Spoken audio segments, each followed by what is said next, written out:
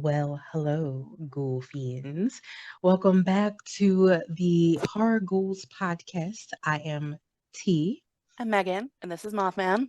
My cousin here, just chilling in the background. hanging out. And today we have a new movie to review for you. Hopefully, you have seen it. It is from 2021, and it is probably by the title you know already, Ghostbusters Afterlife. And interestingly enough, I have not seen this movie before. This was my first time watching it, and also, and please don't hurt me in the comments. Don't be mad at me. I have not watched in their entirety the other Ghostbuster movies, the originals. I'm not talking about the one with all the ladies or anything like that. Um, I honestly don't consider them Ghostbusters. I'm so sorry, but but I've never watched the originals. I only watched the cartoon. So The cartoon yeah, was good. yes, Slimer was really cute in the cartoon. he was adorable. He I was loved really him in cute. the cartoon. Let me ask you a question. Having watched this movie, does it make you want to go back and watch the first one in full, I do. or no?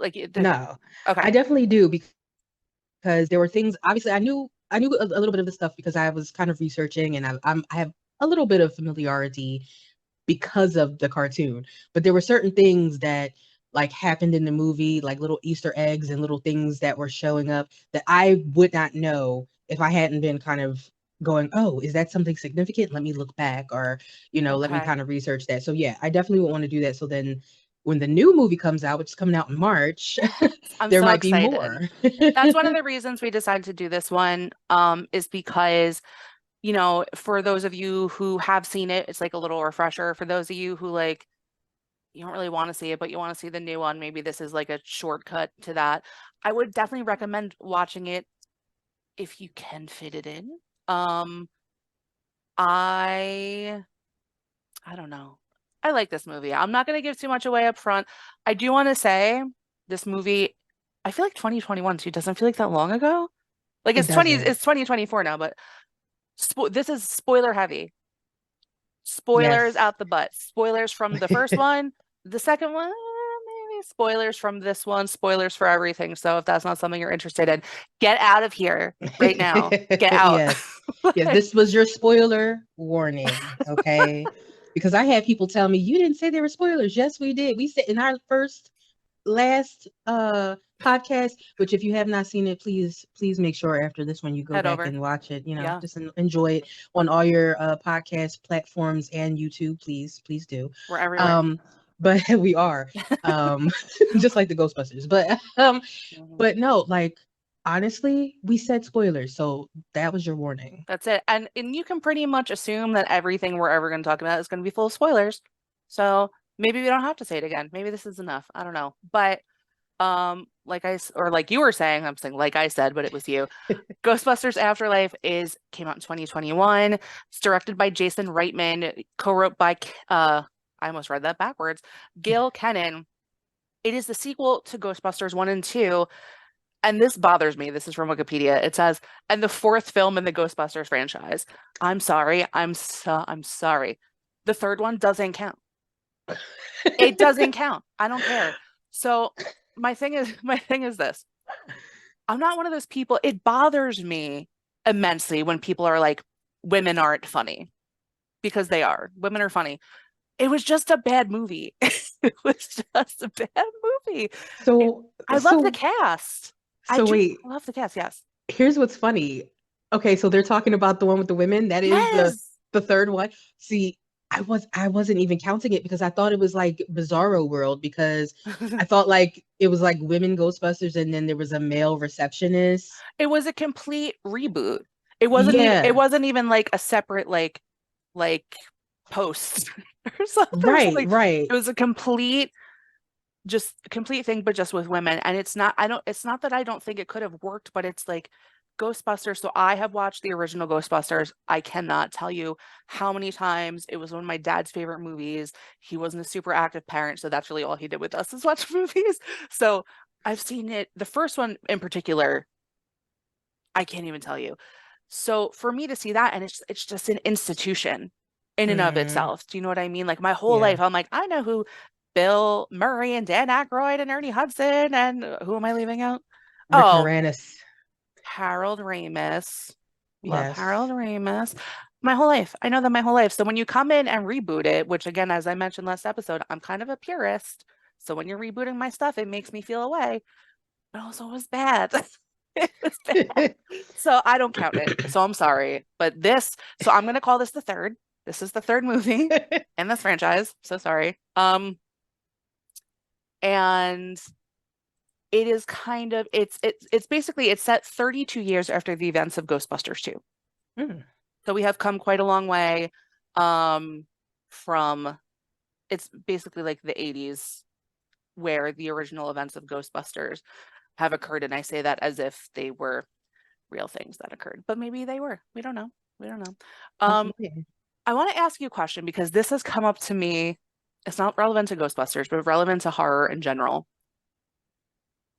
And I just want to know how you feel about this question. What's your favorite horror movie? Oh man. If I really have to think of something off the top of my head, and it came right up right away, the Same. original Saw. But see, I like that. But so let me tell you, as for me, and also maybe I just have a short temper, when people ask me that question, it makes me mad. It makes me mad because other movies, there's action, there's romance, there's comedy, there's whatever, but horror, people just think horror is horror, and that's not true because horror is Yeah. like gothic horror, Psychological. psychological, like There's just gore. slasher, There's right? Yeah. yeah, there's so many Torture porn. subgenres. No, thank you. But there's so many subgenres that it's like when someone asks me that, I'm like,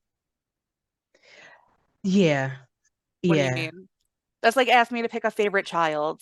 I do have a favorite cat. I have two cats. I have a favorite one. I'm not telling you who it is, but it's hard. I can't. But anyway, I was just curious what your take was, but you had one right away. So But that's you know good. what? But you know what though? That's because I have been asked that question before, and I felt like it was so hard to answer because of what you said. Because honestly, like what I talked about in, the first time, and I think if you guys have seen our Instagram page, which is the Horror Ghouls, um, I'm just plugging everything today. Thank In my bio, I spoke about several different types of movies that I like, and I gravitate towards like psychological or religious horror and things like that. So, Saw is obviously more torture horror. It's not. Sure. It's more gore. But Hmm. like, I also love like Hereditary, and I love Midsummer and The Witch, and like I have other things that might be considered favorites. Yeah. I might even consider Jurassic Park, a horror movie. And if so, that's like my top one, like it beats everything. But I so love it's that. hard. Jurassic Park. Yeah. So it's hard to pick one when you have so many subgenres, like you said. Yeah. Um, No, it is. Okay, I'm glad we got that out of the way. I just wanted to talk about it and ask about it, but let's talk about the movie, Ghostbusters Afterlife. So basically, so even from the credits, and like you said, you're like you haven't seen the whole thing. You've seen like pieces of the original, but the first thing that hits me is there are familiar sounds. The scoring, the little like yes. secret, like ominous sounds, and I'm just like,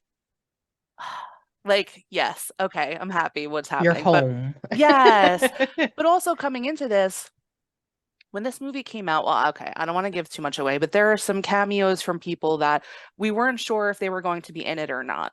So I was a little apprehensive going to this movie, and that will make more sense later. We'll get into that later. I was a little apprehensive because, like I said, when they keep adding on sequels to my movies, I'm like, what's gonna happen? So anyway, Right. so basically what we're looking at is a big cloud in the beginning of the movie. There's a big cloud over this place, the Shandor Mining Company. So it's like a mountain, giant mountain. Someone is driving a truck very fast through the gate, but like leaving the mountain very quickly.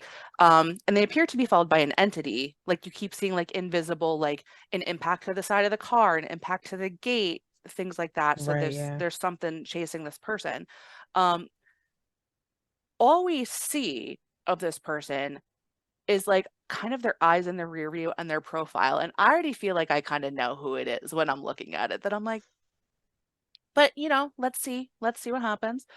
Um, this entity is like ramming the truck, essentially, right? And the truck is going through this cornfield, um, and basically turns over the truck. Right before that happens, though, we see in the passenger seat of this driver that there is a ghost trap, which again, very familiar if you've seen Hmm. even like the Ghostbusters merchandise Oh from back yeah, in the day that was everywhere, that went on for years and years after. The ghost trap is, it almost has, looks like it has the caution tape on the front, like yeah. it's yellow and Little black. little box. Yep, it's a little Yeah. box. So this person has a ghost trap. Um, they're in the cornfield, or this person's in the cornfield, and they manage to get out of the truck, and they're kind of like limping, but kind of like jogging towards this farmhouse. It looks like an It, old haunted house. the haunted mansion. And I have to say, that person was kind of running like Doc from Back to the Future. That's what that reminded me of. I was wondering, I was like, is that just how they are, or did they get injured in like the car? Like what? They're just like kind of like Quasimodo, like hobbling to the, yeah. Does do you like that? I don't Yeah, right. know. That hobble. Like, Oh man. yeah.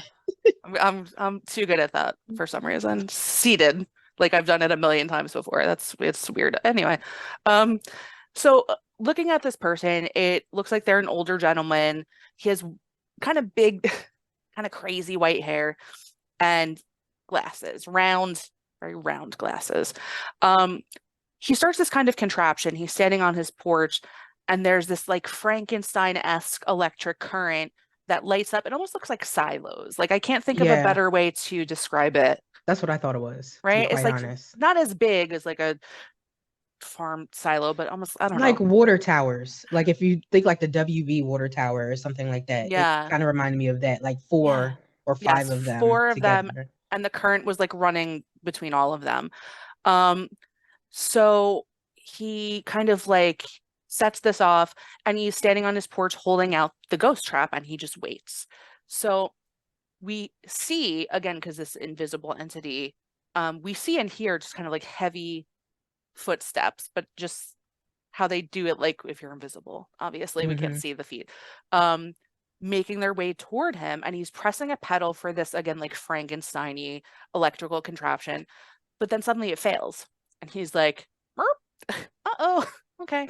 So he goes in his house, he slams the door, he's going through all his stuff, and it appears he's surrounded by all kind of like inventions, right? He has all kind of inventions. He pulls out one that I can only describe.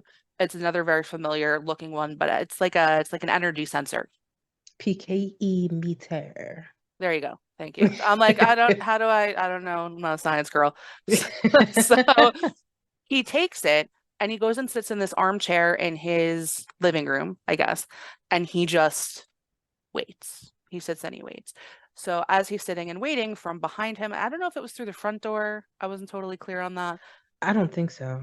It was It somewhere was in his from house. there, yeah, but it's kind of misted over. Yeah, there was like a rolling kind of cloud and mist that just came in and kind of enveloped his home, and it made its way toward him. And as it's getting closer and closer to the back of the chair, this form kind of emerges, um, but then suddenly dissipates. But then suddenly, there's a lot of suddenlies in this. These monster arms kind of like pop out of the armchair and just grab him. And then they cut away. So they do show like outside the house what almost looks like a fireball shooting away, but this is meant to be like energy. Like it was like Hmm. orangey, right? Like orangey red. Yeah.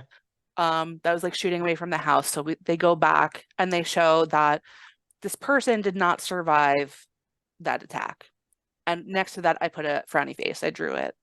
I drew a frowny face next to it. I was like, no. Um, so Flash 2, we have a family. They're living in a small apartment. We have a mom, a son, and daughter. The daughter's name is Phoebe. She is a Yep. science girl.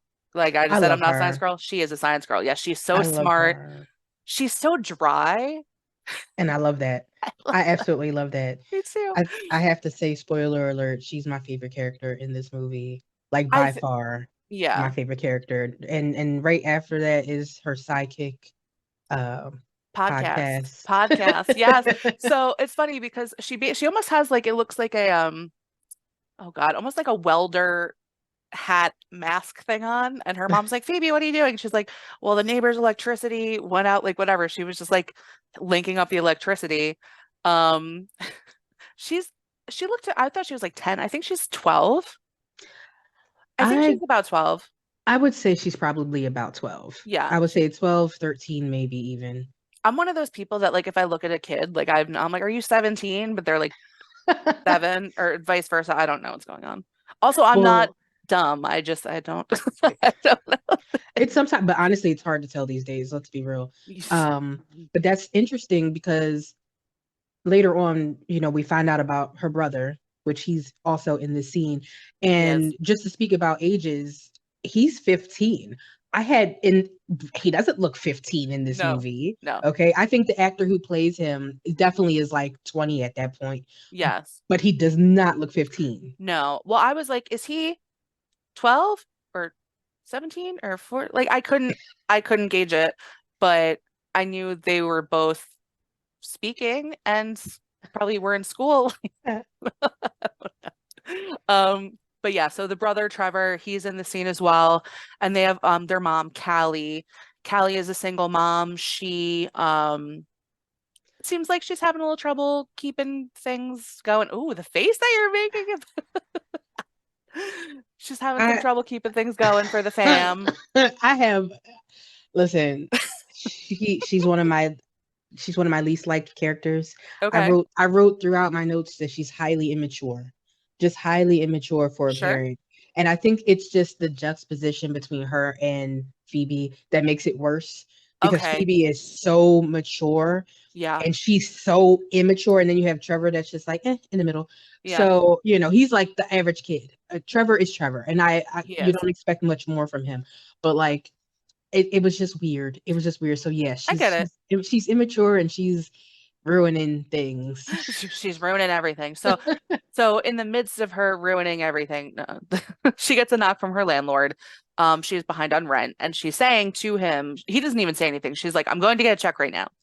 So it comes out, her father has passed away, and she mentions to her landlord, which is TMI, and I don't feel like I would go here. I'm like, he abandoned me when I was a child. I'm like, she's just telling him a sob story, and moved to a farm in the middle of nowhere, farmhouse. So we know that the man from the beginning is her dad. We have made that connection.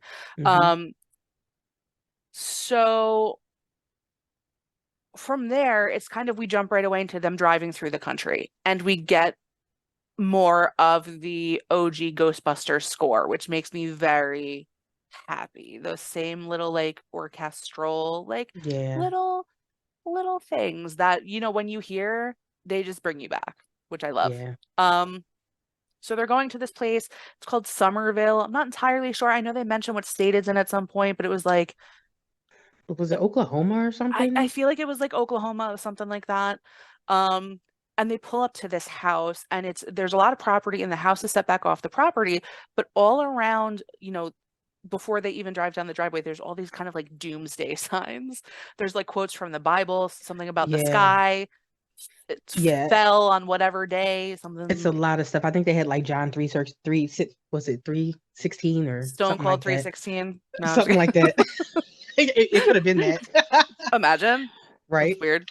But Um, it had different quotes there for sure. And it was definitely really not a place that you would want to go and not a place you would expect that would be left to you I when a mean, parent dies. this might just be me, but if one of my relatives passed away and I got to go and that's what they left me, I think I'd be very excited. That's just me. That's just me. I already knew you would definitely be excited about that. He's like, I have to ooh. be honest, I would be like, "Oh, this is interesting," and I'd immediately worry that there would be bugs because I am petrified of bugs. Other than that, I'd probably be okay with it. I was just thinking Um, about the spiders. I was, yeah, like honestly. this, I was like, like the spiders and stuff, and then like field mice. I would be a little freaked out by that. My mind automatically would yeah, go you're to like, I those don't things. want that. It's like I Um, don't care about the dirt and that it looks like a haunted ghost house. It's just the the field mice and the bugs. bugs. Yeah, I Yeah. gotcha. That makes sense.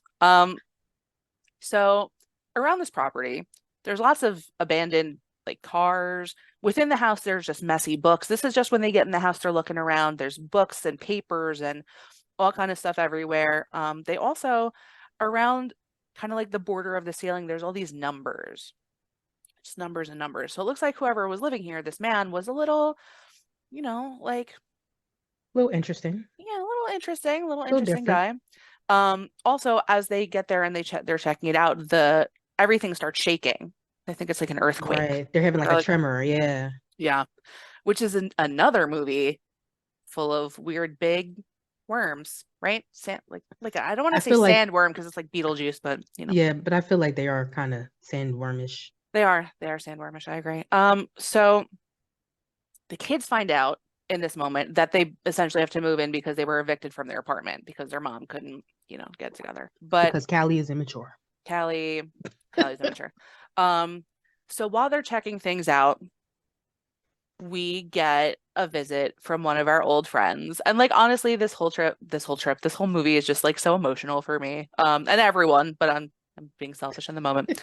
Um, we get Janine, our original Janine from Ghostbusters, the Hello Ghostbusters, Janine, and she looks amazing.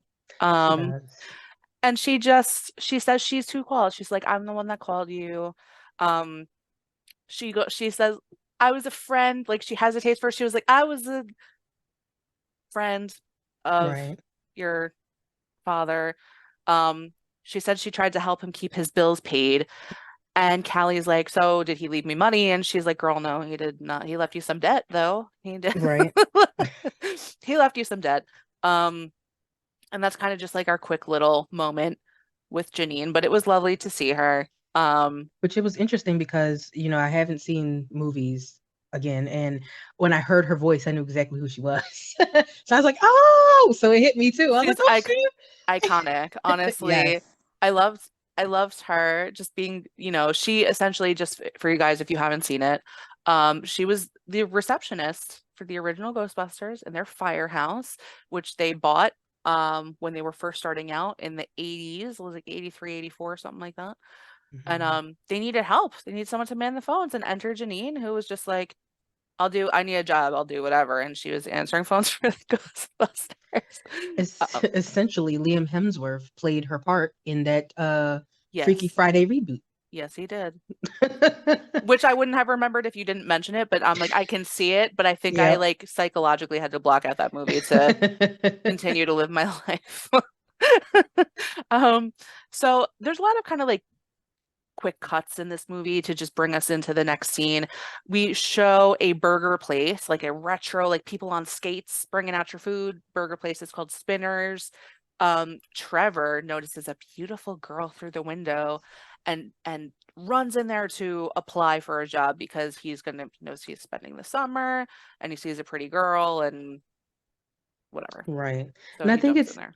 I think it's interesting too. We do get a peek in the different personalities of everybody in this part because like he jumps out the car because he doesn't want to necessarily be dropped off by his mom. Yep. And Callie makes a very interesting comment to Phoebe in the car and she says, you can use this time to be somebody different. Like you can meet new people and, be somebody that you weren't before, leading us to believe that Phoebe was definitely a loner back wherever they came from. She didn't have friends. Right. And so throughout this movie, she's encouraged to not be herself.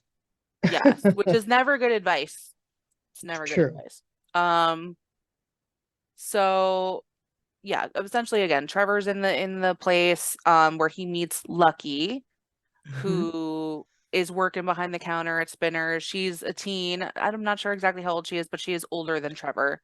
She Definitely has to be at least 18, I would say. 18 with attitude. Hmm. No, she doesn't have an attitude. She's lovely. So, then they kind of cut back to the farms and Phoebe's room. And Phoebe's reading a little book in her bed. And she has that energy detector. I forget what you call it before. Oh, PKE meter. PKE meter. She has it on her nightstand, like on the other side, and it activates. It just goes off. And then all of a sudden, to the other side of her bed, there's the chess set, and it just is like knocked completely off the table. Phoebe is interesting. Nothing really rattles her, which I appreciate that she's just kind of like, what now? And she looks at it and she just picks it up and puts it back. That's all. No thing. But she's something a little, signs of things to come. Um, Definitely. and then she just goes to bed. Imagine. You're like, all right, good night. That's it. Okay.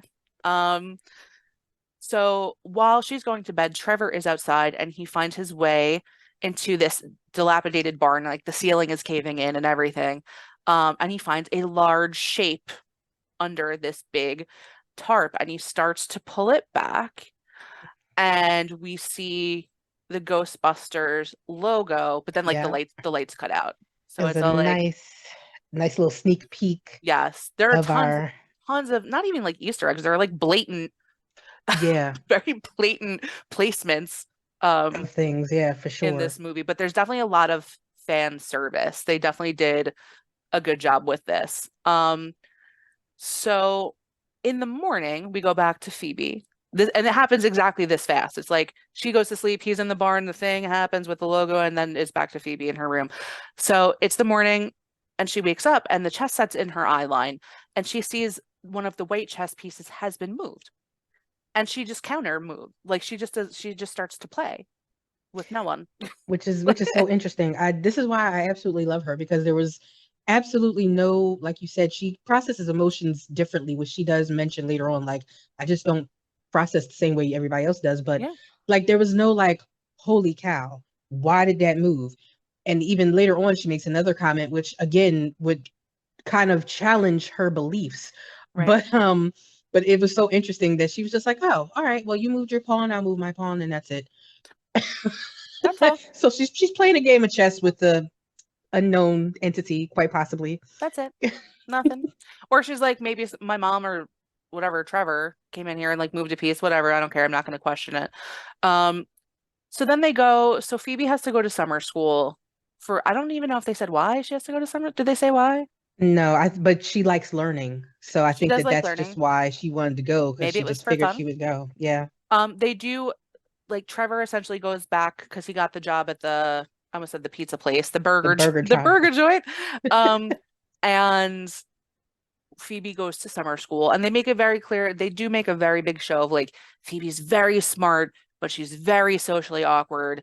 Um, and even Trevor says something about like, have you been working on the jokes? And Right. she says like the most dry jokes, but they were making me laugh. I Like loved her I was jokes.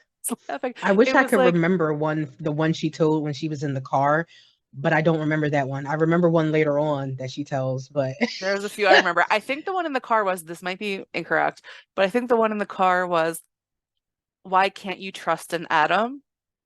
And they're like, why? And she goes, because they make up everything. yes, that was the one in the car. I thought it was so cute. I loved But it. also she's so like deadpan. She's like, why? Why can't you trust an atom? It's so good. That just makes it so much funnier. It does. So we meet in this moment, enter Paul Rudd, who I noted his name was Paul Rudd a million times. I know his character's name is Gruberson. We only hear his first name like one time. His It's first name is towards the end, Gary. yeah. They Yeah. keep calling him Gary at the end, but His name is Gary Gruberson. He's just the teacher. He's Paul Rudd, essentially, as he is Paul Rudd in everything. He's Paul Rudd in Ant-Man. He is Paul Rudd everywhere. But his name is Gruberson. He's a middle school teacher, and he's the one who's handling summer school.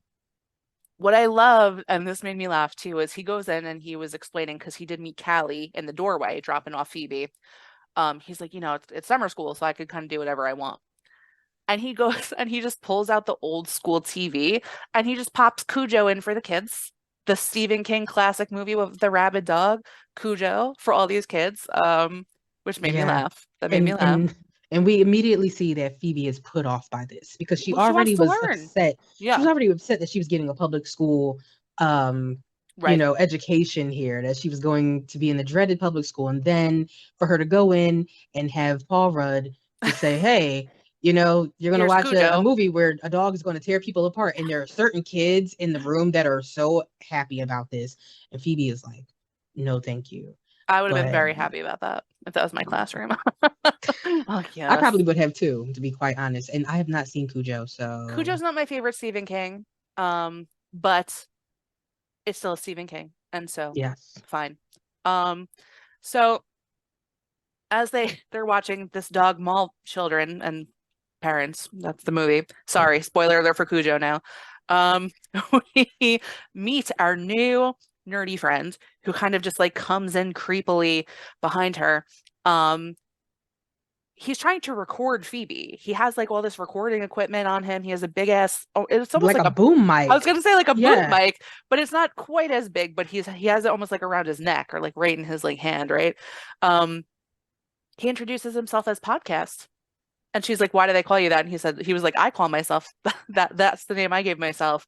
He tries to be a little nosy with Phoebe um while he's recording her because he sets it up. He's like, "She sits in silence alone." And that I'm just making up words. He's like, That's basically um, what he said. yeah, he's like a lone wolf, an outcast, whatever. And she's just very matter of fact. She's like, "I'm actually here because my grandpa died." Right? But very like, my grandma died. And he's like, oh my gosh.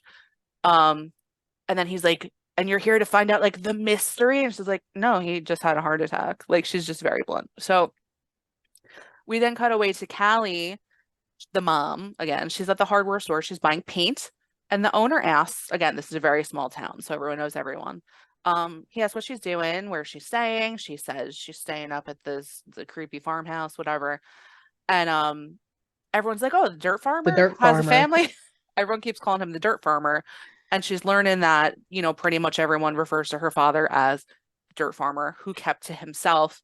Um, this guy says something interesting. The hardware store guy, he was like, he always works his land, but he's never planting anything. He's Right. never Nothing harvesting grows. anything. Yeah, and it's like a little odd behavior. And she doesn't know her dad because he left a long time ago. And she's like, she knew he moved to a farmhouse, but that was the extent of what she knew. So she was like, yeah, yeah. She's dismissive always Yeah. of everything that he would say. She's like, whatever, he left me. Yeah, you can tell What about this paint? she has very strong daddy issues. She's very upset that Yeah. her father, whom has yet to be named, but we have all figured out by now who he is. But but the dirt farmer left her to be out here to be a dirt farmer, and it royally pisses her off. Yeah, well, even more, I can imagine, if that's what you're being faced with, and now you're surrounded by the reality of it, and you're like, real, really, like, because she does make a comment when she goes in the house, when she first goes in, she's like, no pictures, like, no, there's nothing to link him to his family to even show that he was thinking about them or anything. So this makes her mad, and I kind of get that part, even though, by and large, she kind of sucks otherwise. I get it. I get it. Yeah. Um, so we go back to the school. Kids are still watching Cujo. Just made me laugh. Um, and the school starts shaking, the whole town's shaking again. And we see Paul Rudd, who is Gruberson. I actually put this is before I knew what his name was, so I just put a space, like I underlined space for his name. I was like, what is this guy's name? I don't know. Whatever his name Anyway, is. whatever this guy's name is. So he's looking at a seismograph, which is essentially a tool for measuring earthquakes. I did Yes. remember that from Earth Science when they showed it to me. I'm like, I know what that is. But um Phoebe kind of wanders in because she's like over Cujo. And she's like, are you looking at a seismograph? Are you like, do you study earthquakes? Because she sees these like kind of maps. Because he's in a separate room. It's like connected to the one where Yeah. the kids are, but it's like separate.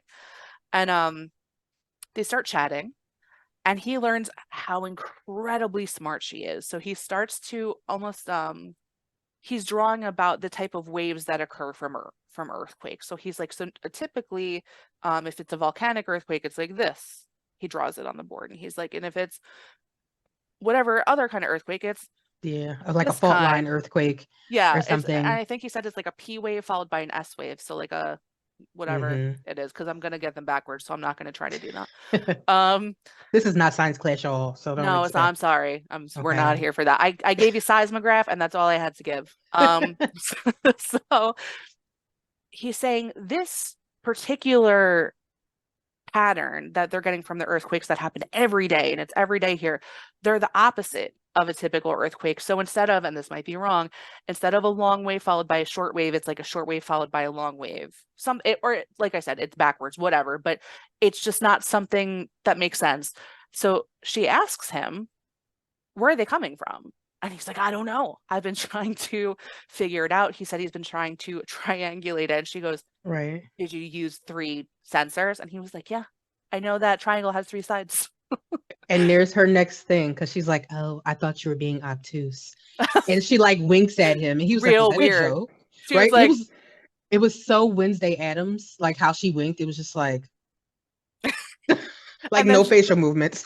when he was like, was that a joke? She's like, that's why I winked.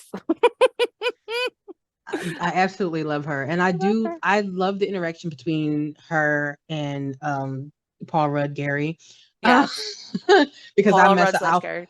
I'll mess No. up his last name calling him Gruberson because I wrote down Gruberman quite a few times before Yeah, you're remembering it just was Gruberson. you change it every single time. Yeah. So I definitely love them. And I love the fact that, like, it was weird that how quickly he picked up that she was it wasn't weird, but it was interesting how quickly he picked up, oh, she's way smart. Let me start talking about the waves and everything because Yeah. he was like, I just thought you were like a dumb kid. And she was like, and I thought you were like a gym coach. Like, so, He you was like, know, thank you. Thank you. I don't know. right? Um, So, that yeah, it was was a good pretty funny. interaction. Yeah. Yeah. So it's funny, it's weird because like they don't spend a lot of time with this, but they do just occasionally flash over to I want to call him Tyler. That's not his name. His name is Trevor. Because he's a little forgettable to me, I'm sorry. But he they just show kind of like the development between him and Lucky that he like is crazy about her and she kind of tolerates him, like Right. whatever. But that's all it is. They'll just show a quick flash and then go back to what else is going on. So we see Podcast and Phoebe are becoming friends. Um so they're after school and it looks like they're starting to walk home and she starts making a few dry death jokes. And she makes one about a polar bear. Do you remember that one? Oh my God, no, I don't remember that one for She some was, reason. I don't Or do remember. I? I'm gonna get the first part wrong, but it was something like I didn't write it down. It was like, I'm sorry. I'm very, so if you all, whoever's listening, don't know this about me so far, I have a very morbid sense of humor, like very deeply morbid. So when she said this, I was like, oh my gosh. She goes, I think this is it. What do you say to a dead polar bear?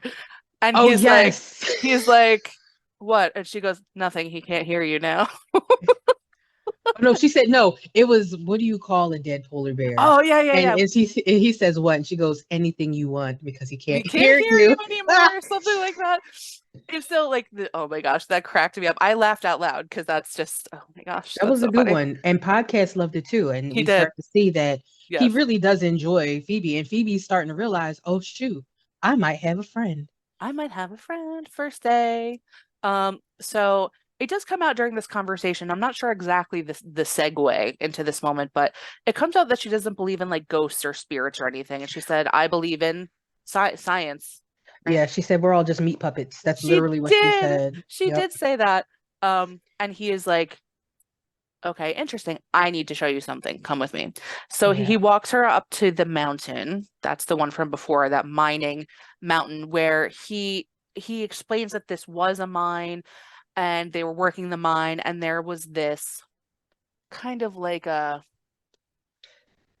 curse almost. He said that miners were kind of jumping down Oh yeah. to their doom. They called it The Shandorian the curse. Shandorian curse.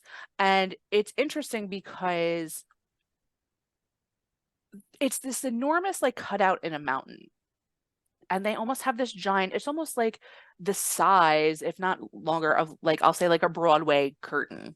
Like that's how big. And it's like this big old beige Raggedy. curtain, yeah, raggedy, like It's like tarps, like old tarps yeah, that were just thrown up over something that was half finished by yeah. whomever was making it. And it's like Um, sheet, almost like sheet like material because it has holes in it and it just is kind of ominously like going in the wind, of course, because of course it is. And then they go behind the curtain, which is I don't think I would do that. insane. I It was wouldn't have done it. creepy. It was very creepy. But they're seeing behind this curtain, as he was telling her about this, there's all these kind of like stone Like carvings. It's carvings, I almost like wanted to call them. statues, but they're not like out all the way. It's almost like it was given like ancient Egypt. Yeah, I was gonna say it's like hieroglyphs or things that they used to put on the walls and stuff inside Yeah. of temples and whatnot. So Yeah. yeah. So we see because they're kind of showing bits and Phoebe's looking at it. And the last thing before that we see before they kind of cut away to the next scene is that we see a terror dog is carved into the rock. And a terror dog, of course, dog accent is that I'm saying. It's a dog. I'm from New York anyway. Uh, these terror dogs are from the original Ghostbusters. You will remember them. They're pretty iconic looking. They almost look like gargoyles Hmm. with red eyes. And we see that one is carved into the um, wall. So a little bit of foreshadowing there, a little Easter egg. That's again a non-Easter egg. So we go back.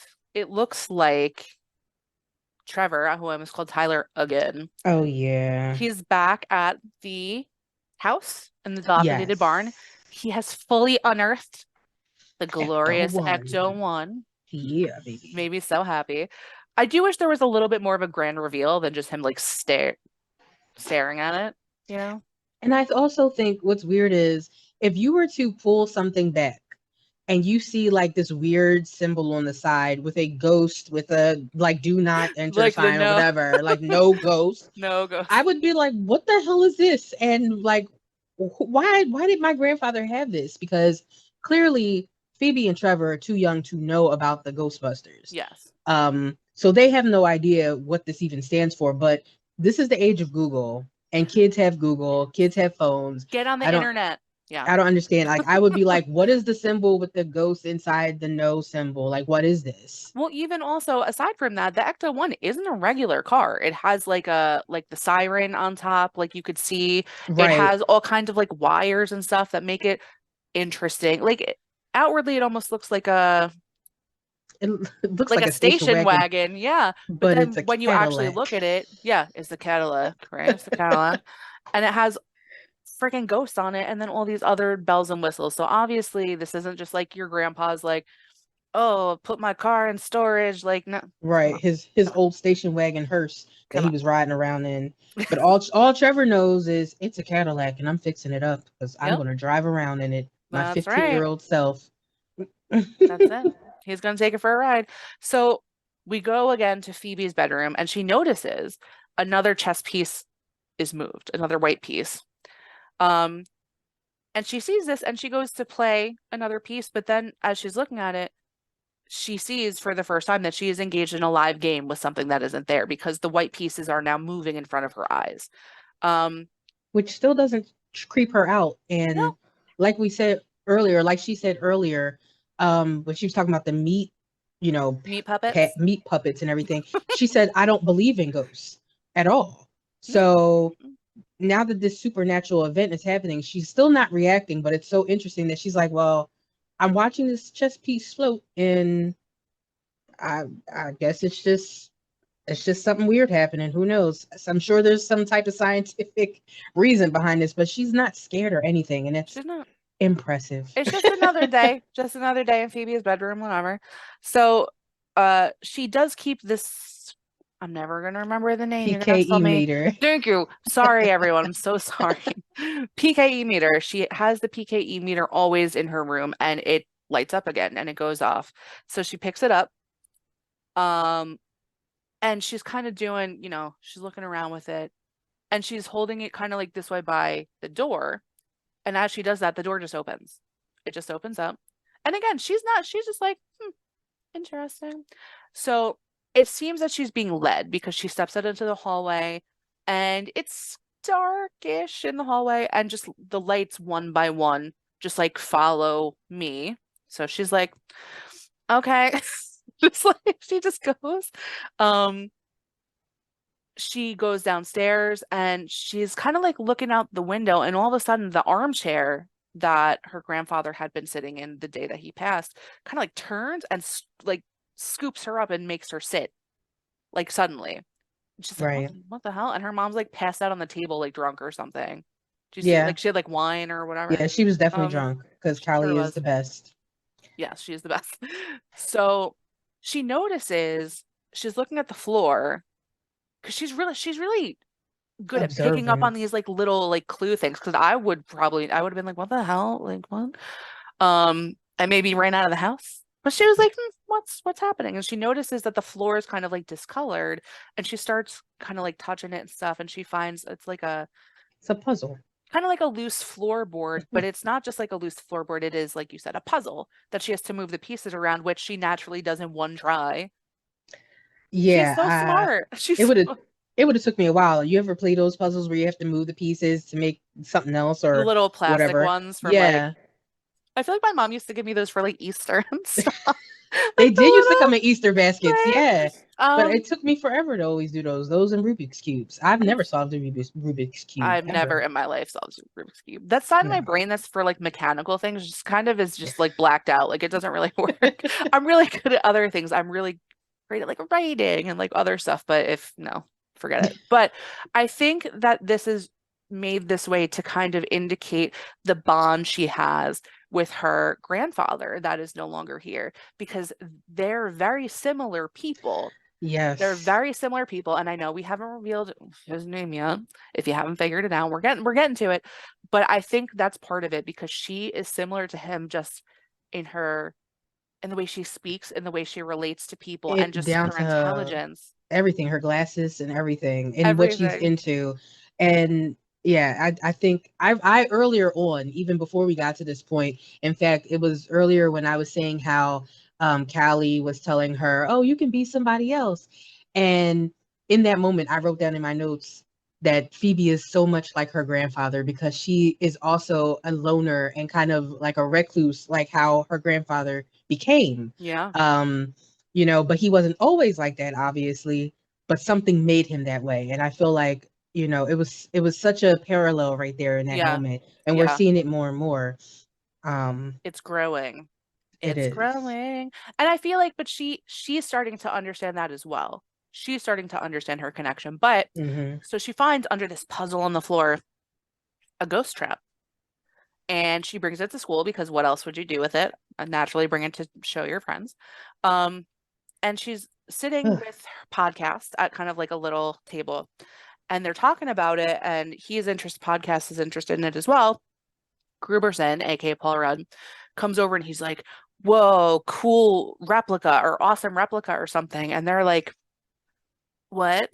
So he just says, "New York in the 80s." And he goes and he shows them a video clip. And again, the nostalgia for me is like, he shows them a video clip from classic Ghostbusters, the movie. But like I said, in this universe, this actually happened. So he's showing them pieces of, I believe the day they had their biggest encounter, their biggest Mm-hmm. showdown, right? So showing them getting out of the Ecto One and stuff like that. Um, and then they do notice, or this is kind of before he shows them the clip, but it appears there's something in the trap.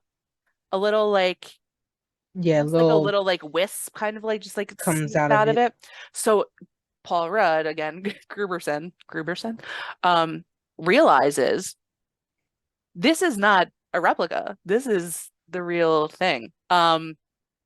So they decide, the three of them, because Gruberson is a responsible adult, Yeah. that they have to open the ghost trap.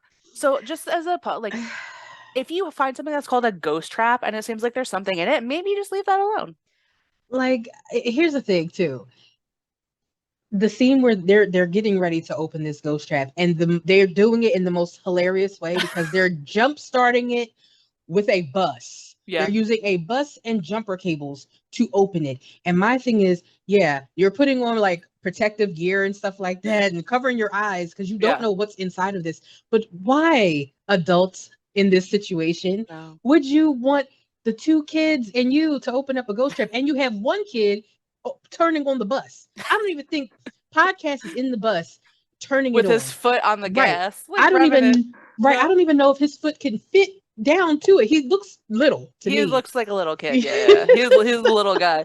Um, so so they basically, like you're saying, they jump it or whatever, and you see the it gives like an electric pulse, but nothing happens because with a ghost trap, what you have to do is you have to kind of step on a lever from far away. That's what activates it. That's how it was created for safety, with safety in mind. So Hmm. Paul Rudd, I'm sorry, I'm going to keep doing that, steps on it and nothing happens. And they're like, okay. Also, they put the ghost trap on the hood of his car. Right. So it's Smart. so it's on the hood of his like it looks like a like 1997 Toyota Corolla. I don't know if that's what it is, but that's what it looks like. So he goes over and he just like taps it. He just like walks over and taps it and it explodes. And this giant, oh, I'm not going to be good at this. It looks like the Egyptian god that is a dog. Oh, Anubis. Yes, I thank have you. Anubis statues in my place, so I was like, looking at him. I couldn't think of but that's what it looked like to me because it had that very, like we know with the terror dogs that they look kind of gargoyle-esque, but this one had the very pointy, like nose, right? Very angular. So I was like, oh my gosh. This was a very aggressive spirit, let's say, and it kind of like roared and it shattered the glass. It shattered the windshield of the car it was on. It blew out all the windows in the bus. And then we see it's basically flying away back to the mountain Right. where the weird curtain is, and it goes behind the curtain and it's almost like it's absorbed. It's almost like like I don't know how to describe it. Like the curtain kind of blows back and it's like absorbed with like kind of almost like a little bit of a popping sound almost. Oh yeah. Uh, Something like that. But Um, what's interesting about that is it this definitely takes us back to the beginning scene, yeah. and you understand that in the very beginning, the person who we have not named yet, like Voldemort, um, He this who must not person, be named, yes. right, when he was holding out the trap, that entity was in the trap. There's a scene in the very beginning where he hides the trap in that contraption that Phoebe opens up. So now we're seeing full circle why he was hiding it, basically, because he doesn't want it to go back and be absorbed into whatever that is, which is Right. what the adult Paul Rudd Gary Gruberson has allowed to happen on his Yes, watch that when is he correct. knew what it was. He knew what it was. It's called a ghost trap. Like it's just come on. Come on, guys. So back at the scene where they're standing by the busted out bus. Podcast goes to Phoebe, like, your grandpa was a Ghostbuster. And she was like, yeah, I got that. I got that. So the teacher, Gruberson, he drives them home nicely and he takes a look around and he notices that on the messy desk of the house that there's something called an Aztec death whistle, which podcast immediately blows into and it makes a horrible screaming Yes. sound. And this alerts Callie that there are people in her house. Just imagine that's how you know. Like, I don't like visitors just in my house, but then that's how you find out too. It's like, Right. no, thank you. Um, so they're looking through, they find there's all kind of books, around, but in this one particular one, um, they're reading about and we hear about our old friends, Gozer, the gatekeeper, and the keymaster, who are all original villains, I will say, from Ghostbusters 1. Um, so then we cut to all Trevor's work pals, at Spinners, and they're like, we're gonna go to the mountain, the mining mountain. So Trevor, they go out there in these cars, and that's not, I don't know. It's very Mad Max-ish how they get out there. Just Yes, the little like car parade and such. Um, so Trevor and Lucky are sitting on this. It's essentially like the elevator for the mine shaft. When I say elevator, it's not what you're thinking. It's literally like like a levee type it thing. has like two benches in it and no walls and not even like a door. It's just like a free form thing that is swinging over this mine shaft. It's suspended. I think it has like a pulley system or whatever. So they're talking and he's like, flirting with her and whatever. It doesn't matter. No one cares. Poorly. Yeah. Yes. And then while they're sitting there, just the two of them, because the other people are around, they hear this almost like growling from underneath them. And they look and they see there's this smoke, and then something comes out, another kind of like energy force just kind of like shoots out. There's no form, it's just like that red orange kind of like a ball we saw from earlier. Hmm. And it just shoots out. They do jump off the kind of The the pulley swing thing. the swing thingy before that happens. So that's good. Which you couldn't pay me enough money to sit in there, even at a non-haunted mine. Yeah, no, I'm good on that. I'm just saying. Um, and then again, because the things with Trevor and Lucky, they're so quick. They happen so quick. And then it's like, but anyway, Because they're not important. And I have to be completely honest, like I hated the Trevor storyline. Like it was that was the part that I ignored everything. Like there's clearly they're building a story to show you that he likes Lucky and Lucky likes him right, for whatever reason. And um, you know, for whatever they're reason, the only reason that we're even seeing this whole part is so that later on it builds on the story it makes because we sense. need we need this part because Right. other than this podcast and Phoebe would not be up here at this part of the mountain for any reason. Right. No, totally. So And I want to be clear too. Like, I'm not complaining that they don't spend any time with them because I don't care. I want to get back to the other stuff that's going on, right? And right. if we hear any weird noises right now, my one of my cats is being crazy, and I apologize for her. But she's a monster, so we might see her up here. Anything could happen. Just a disclaimer for you. Um, so back at the house, Gruber's in because he's just like digging through the stuff that's around, which is weird if you're a guest in someone's house to just go picking through their stuff. Well, But but Callie is immature and she's weird too, so she she, doesn't care. she doesn't care. He finds this old map and it's written in an ancient language, but it's of the town, but like way before the town even existed. Um, so while that's happening and him and Callie are kind of like weirdly flirting and whatever, Phoebe is outside following the detector that I cannot remember the name of. PKE meter. I'm gonna get it one day. One day. Um, it leads her to what looks like an old shed. So there's now another structure on the property. So she's not in the barn. She finds an old shed. When she opens it, there's a pole inside. It's a That stripper pole. there Yes. is a stripper pole, or some may call it a fire pole, but so we'll go with the stripper pole. The Ghostbusters love their stripper poles, They really probably, do. I imagine. Mm. Um, and she just slides down it into the darkness, which is what you do at your grandpa's house, I guess. I feel like I would, because if it's like your relative, you're like, oh, it's fine. It's not like a I would be creep. looking for some steps because That's probably smart. yeah, I'm not. I'm like you. Listen, PKE meter. You want me to slide down this pole like for real? That, Who was doing this? Was yo, my grandpa sliding down a pole at his advanced age? can I tell you guys something that's funny? Is that this is the big difference between us right now? Is this girl is somewhere being smart and looking for steps, and I'm like, oh, whatever, and just sliding down the pole. That's the big highlight of the difference. I'm a big dope, I guess. Sometimes. Um, so she slides down and she finds this lab.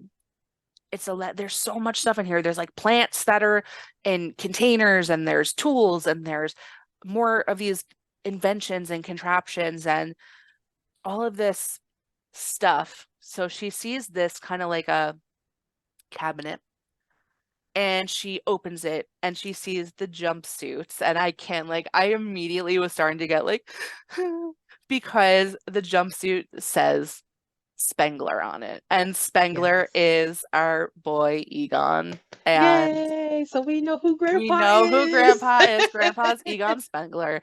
And she goes in the pocket, and the first thing she pulls out is a Crunch Bar candy wrapper, and it just made me laugh.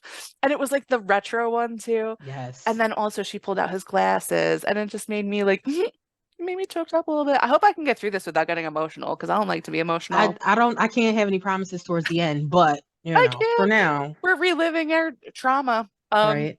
I do But want to she, say yeah, before you go on with that, there is another little like Easter eggy type thing. yes. Um, when she's looking through, there's like some dishes, like petri dishes of like mold and things like Mm-hmm. that. And apparently, because I saw it on Amazon little Oh, tips thing, yeah, it yeah, basically said it was a nod to all of the experiments that he had been doing in like the other movies. So he used to yeah. grow like mold and had other like specimens in Mm-hmm. containers and they were the original ones. So she's seeing all of the like original things that he I love was that. working on. That's really cool. I didn't see that. We were talking about this very briefly before, and I was saying that I think on my Amazon, because I watched it in the same place, I think I had turned those off for like every movie, so I missed those facts. So I really love that. That's very sweet. And I love the other thing too about when she found his glasses. she held them up and they were exactly the same as the one she had. And again, she Yes. never met him. So it's just another nod to they have this connection, even though they never met. And I think that's awesome. I So think she feels seen. No he pun intended. feels seen. Yes, I love that. So then she is basically guided by more lights to repair some of his revengeance. What am I thinking about? Revenge and inventions. Revengeance. That's Wow. exactly what it is. I just coined a new term. And it's basically the thing he has her working on is the Proton Pack, which is the big packs the Ghostbusters used to wear, um, that you can still buy as part of a Halloween costume today, your local Spirit Halloween or anywhere else. So And that's here. that wasn't a plug for Spirit, and also you have to pay me to plug your business anyway. So, Thanks. so Phoebe and Podcast take the newly repaired Proton Pack out for some target practice. And they set up all these kind of bottles on kind of like a big log, I believe, something Mhm. like that. And they turn it on. She knows how to use it. Like I don't know if, It was just natural. Grandpa Egon with the lights just showed her what's up. She knew all the buttons to hit and everything. And she just takes aim and she totally decimates everything. This is not a precision tool. Not at all. This is for big targets, not for little things. And she even goes after, she's like, did I hit it? And he was like, there, nothing is Right? there anymore. It's gone. It's totally gone.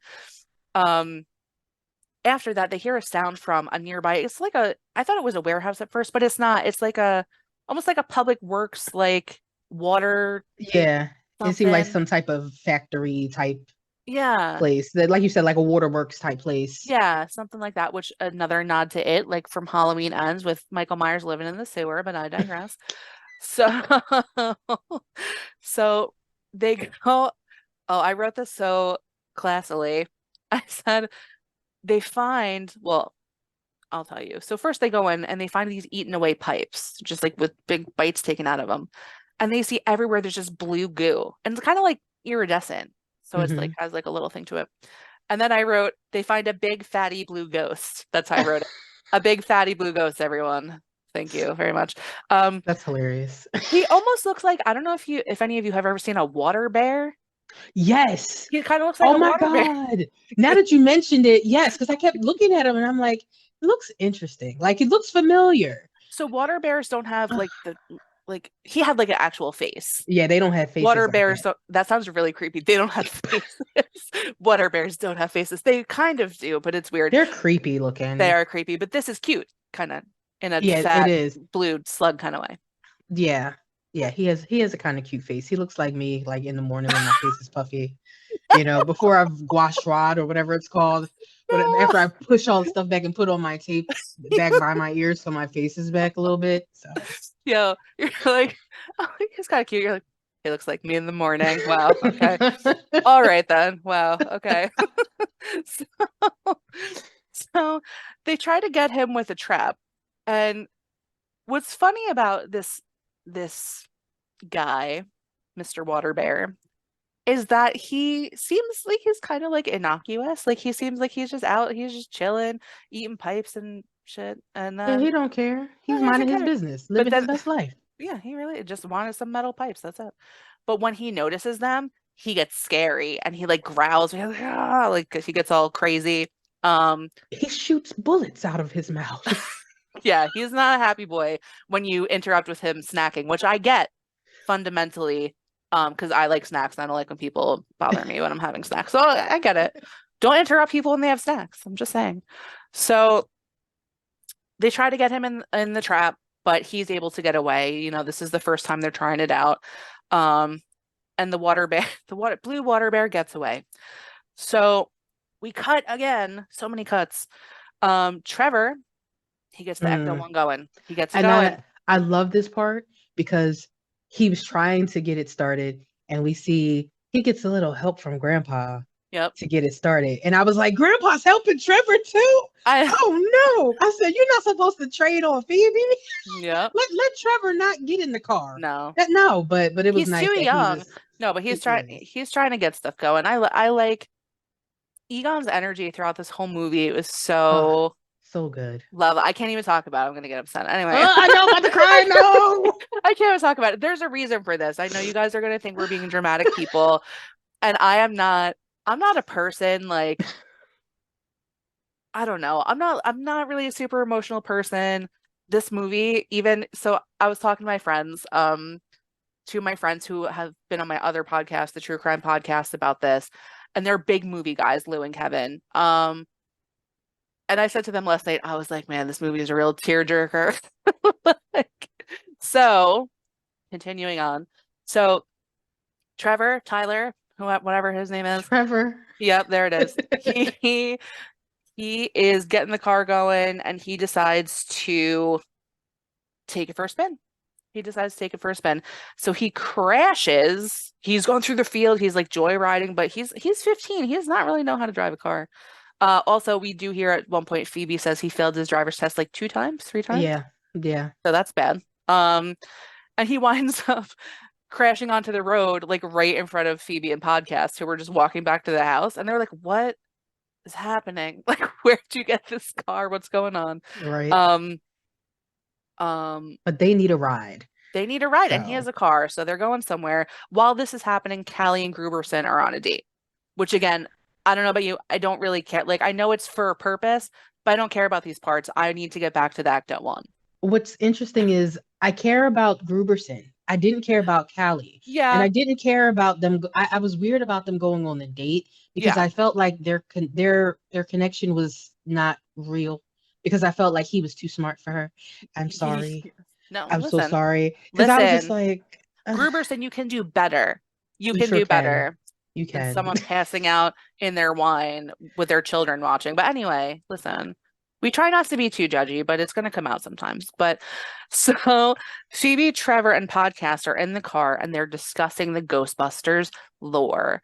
So it comes out that Trevor, almost said Tyler again, Trevor, um, knows some of the Ghostbusters lore already. He's a little bit older, and she's like, basically like Egon Spengler was our grandpa. Like this is what's going on. And they hear on the radio because it was hooked up to, I don't know if like the Like a cop. 911 Yeah, it was like a cop frequency. radio. Yeah. Yeah. So they see or hear that they have our fatty blue water bear friends out on the loose. They have named him Metal Muncher. That's his affectionate name. And he's on the loose. So they drive into town in the Ecto looking for him. And they find him. They also find in their adventure that the Ecto 1 has a gunner seat that's pretty Yes. cool, that just pops you out all Spins the way out of out. the side, I love which that. I would would give ride me that. I would not ride that. It would give me a heart attack. Now here again is the difference, people, Yes, I'm because like, nope. I'm not sliding down the pole. I'm looking for steps, but I'm damn sure getting in that gunner seat and being swung out into the oncoming traffic so that I can Yeah. shoot at people See, or and I'm things, happy not to drive the people. car. So this is a good partnership we have. I'm driving the car, you're in the gunner seat. We got this. We got it. So they're Yes. chasing Metal Muncher through town. And one of the things that cracked me up about him is when they finally sneak up on him, he's at a fire hydrant and he's like chewing on it and having a great day with his snacks. And then he notices them and he almost kind of like smirks or smiles, but it's not in a way, it's almost like cute. Like it's kind of like, like I'm in trouble. And then he unleashes the The fire hydrant water, at yeah. them and then he jets away. So he's a little sneaky guy and I like that. So they get him. They have this other, it's almost like a remote control car kind of that they Yeah, deploy with a trap on it while they're Trap got to driving. upgrade. I don't know who upgraded the trap, but No, Pro. but it's nice. Well, I was gonna call that man Proton Podcast. Podcast is the Proton. person. Everyone's getting new names today. That's what we're doing. Podcast is the person who is in charge of Yes. making sure that the trap gets where it has to go. And also he's wearing, I don't know the name of the goggles, but he's wearing the special Ghostbuster Yeah, goggles too. So there's another nod to the there is OGs. another nod. So she's in the gunner seat, Phoebe, with the proton pack, um, shooting at at our metal muncher friend while they have the ghost trap deployed. So they do get him once, but he gets away. But they do quite a bit of damage to the town while they're Yeah. trying to catch him. And a lot of people are actually seeing this. Like it's kind of like the middle of the afternoon. Yeah, because they're on their date earlier in the day. So I would say this is at least it's after school hours, but Yeah, before late night. So maybe around I would say 4, 5 maybe. yeah, So people are out and about. they sure are. So they continue to chase him. He's headed to the mountain, Metal Muncher. Um, while they're getting closer and closer, they come up to this bridge and they manage to get him in the stream. And right before they hit the bridge, because they were something bad was going to happen if they didn't, they were going to like go off the bridge, or Phoebe will get crushed because she's out on the seat. Yeah. They do manage to get him in the trap, and then the door of the Ecto One. Did you see that? The door of the Ecto One bent against the car, and as soon as they hit the other side of the bridge, it snapped back into place perfect. And I was just like, this car is so resilient. I That Yeah, was it the really thought I had. I was. was like, my gosh, Because I thought they were amazing. going to smash the car or smash the door off or Me push it too. off I because it thought the did door was hit the done. side and I saw that little dent and then it was gone and I was like, is Egon riding in the car? Is he riding shotgun? Like he He's was like, oh, I fixing it got it. live. Pop it Yeah. out. Yeah. So, on their way home, um, they get pulled over, of course, because of horrible timing. And the kids get taken back to the station, and the police are like looking at all the stuff that they had in their car and whatever. And Lucky kind of plays a joke on them. She's in the next cell and she's trying to play like she got arrested for something. And, would Trevor slash Tyler take the rap for her, blah, blah. But then turns out her dad is the sheriff. So she was just messing with him just for funsies. Um, but Phoebe's like, we get a phone call. Let me let me make a call. So of course, the sheriff goes, who are you gonna call? And I was like, And she does exactly what you think she's gonna do. she actually calls the Ghostbusters hotline. Yes. Which I love. But we see that the Ghostbusters hotline rings to Ray Stance's phone. And Ray Stance, ladies and gentlemen, is Dan Aykroyd, who is one of the original, he's not the original, Ghostbusters. And he gets the call. Um, and the call is routed to his shop, Ray's a Cult, which sounds like a real fun store. And I would like to have a store like that one day. But anyway, um, Phoebe asks if he's a Ghostbuster, and he says he's gonna hang up. He's like, I don't know, no, He wants whatever. no parts of that. He doesn't want any part of it. But then she starts asking about Egon, and he explains there was a falling out. You know, it's interesting though. I feel like he doesn't ask more questions initially. I know they set this up for a reason on purpose, but if there's like a little kid calling you, like asking about a specific, like, wouldn't you be curious? Like, what, Yeah, why? I think so too, but I also think that part of and because I haven't seen the originals, I can't say that his character is kind of like that, but I feel like his character is kind of must be a little aloof. So he's just because even by Well, when later on he makes a scene later on and it's like he's saying all this stuff and I'm like he's cute. Like it's like oh he's a little yeah. dry, but I will say this. He was, you could tell in this scene that he's a little hardened by time.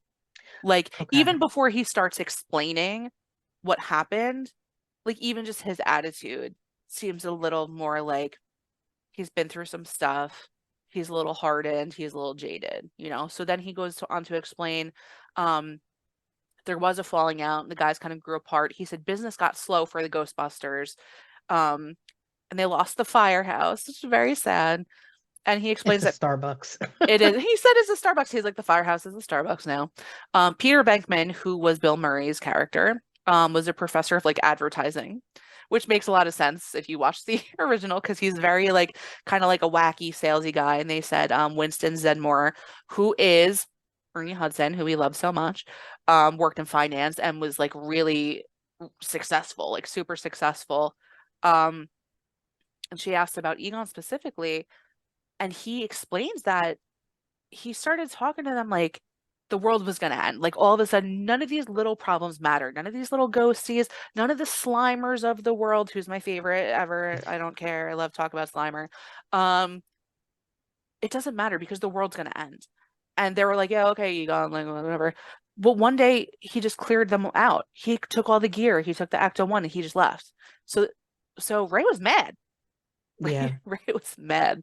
Um, In fact, one of the things when she first mentioned Egon's name, she was like, or not first, but at the end, no, I think it was first. He was like, he can burn in hell. Yeah. As And then soon as she she mentioned says, it, he said yeah, that. yeah. And then she goes, he died last week. And then you see him immediately get emotional. He goes, oh man. And you see he like it hurts him to know that. But he gives her the advice, when she's talking about, asking, like, don't you think he had a reason to think these things, the world was gonna end, whatever? And he was like, listen, don't go chasing ghosts. Um, but then she says, Egon was my grandpa. And the calls ended by a cop on her end, and he's like, what? What? Like he's like, hello? Like he's trying to talk to her Yeah. still. So um just as that happens, or just maybe a little after, Phoebe's mom shows up to the jail on her date. Her date ends at jail. Yeah. Um, and Which is funny because wait, there was a foreshadowing moment earlier while they were on the date. Callie complains that mm, she thinks that Phoebe needs to get in trouble yep, and do something wild. And it's interesting because Paul Rudd is like seeing how great Phoebe is, and he's yeah. like, she's a really great kid. And I thought, like, I love the interaction between, did I call him Paul? Gary. I love the interaction between Gary and Phoebe because I Right, feel like, he's really given her the father figure because throughout they keep asking Callie, what's up with the dad? And clearly right. the dad grew attached to Trevor, but the dad didn't like Phoebe. Yeah. And so he leaves. So I was about to call him Paul again, having Gary, No, you it's know, really good. It's good for Phoebe. yeah, having him step in Yeah, and like really like speak up and say she's really a great kid, despite the fact that Callie is like, but I'd rather her like, get in yeah. trouble. And then And she now, does. right now, here she is in big trouble. And Callie is pissed. Like Callie's like, "What were you thinking? What's the matter with you?"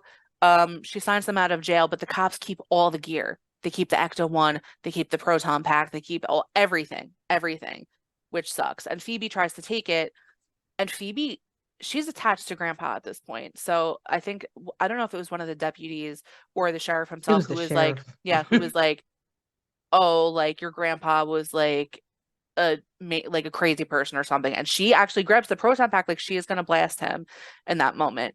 And she's like, he wasn't crazy. Like, she's like, she knows who he is now. She has a Yeah, very good idea of who he is.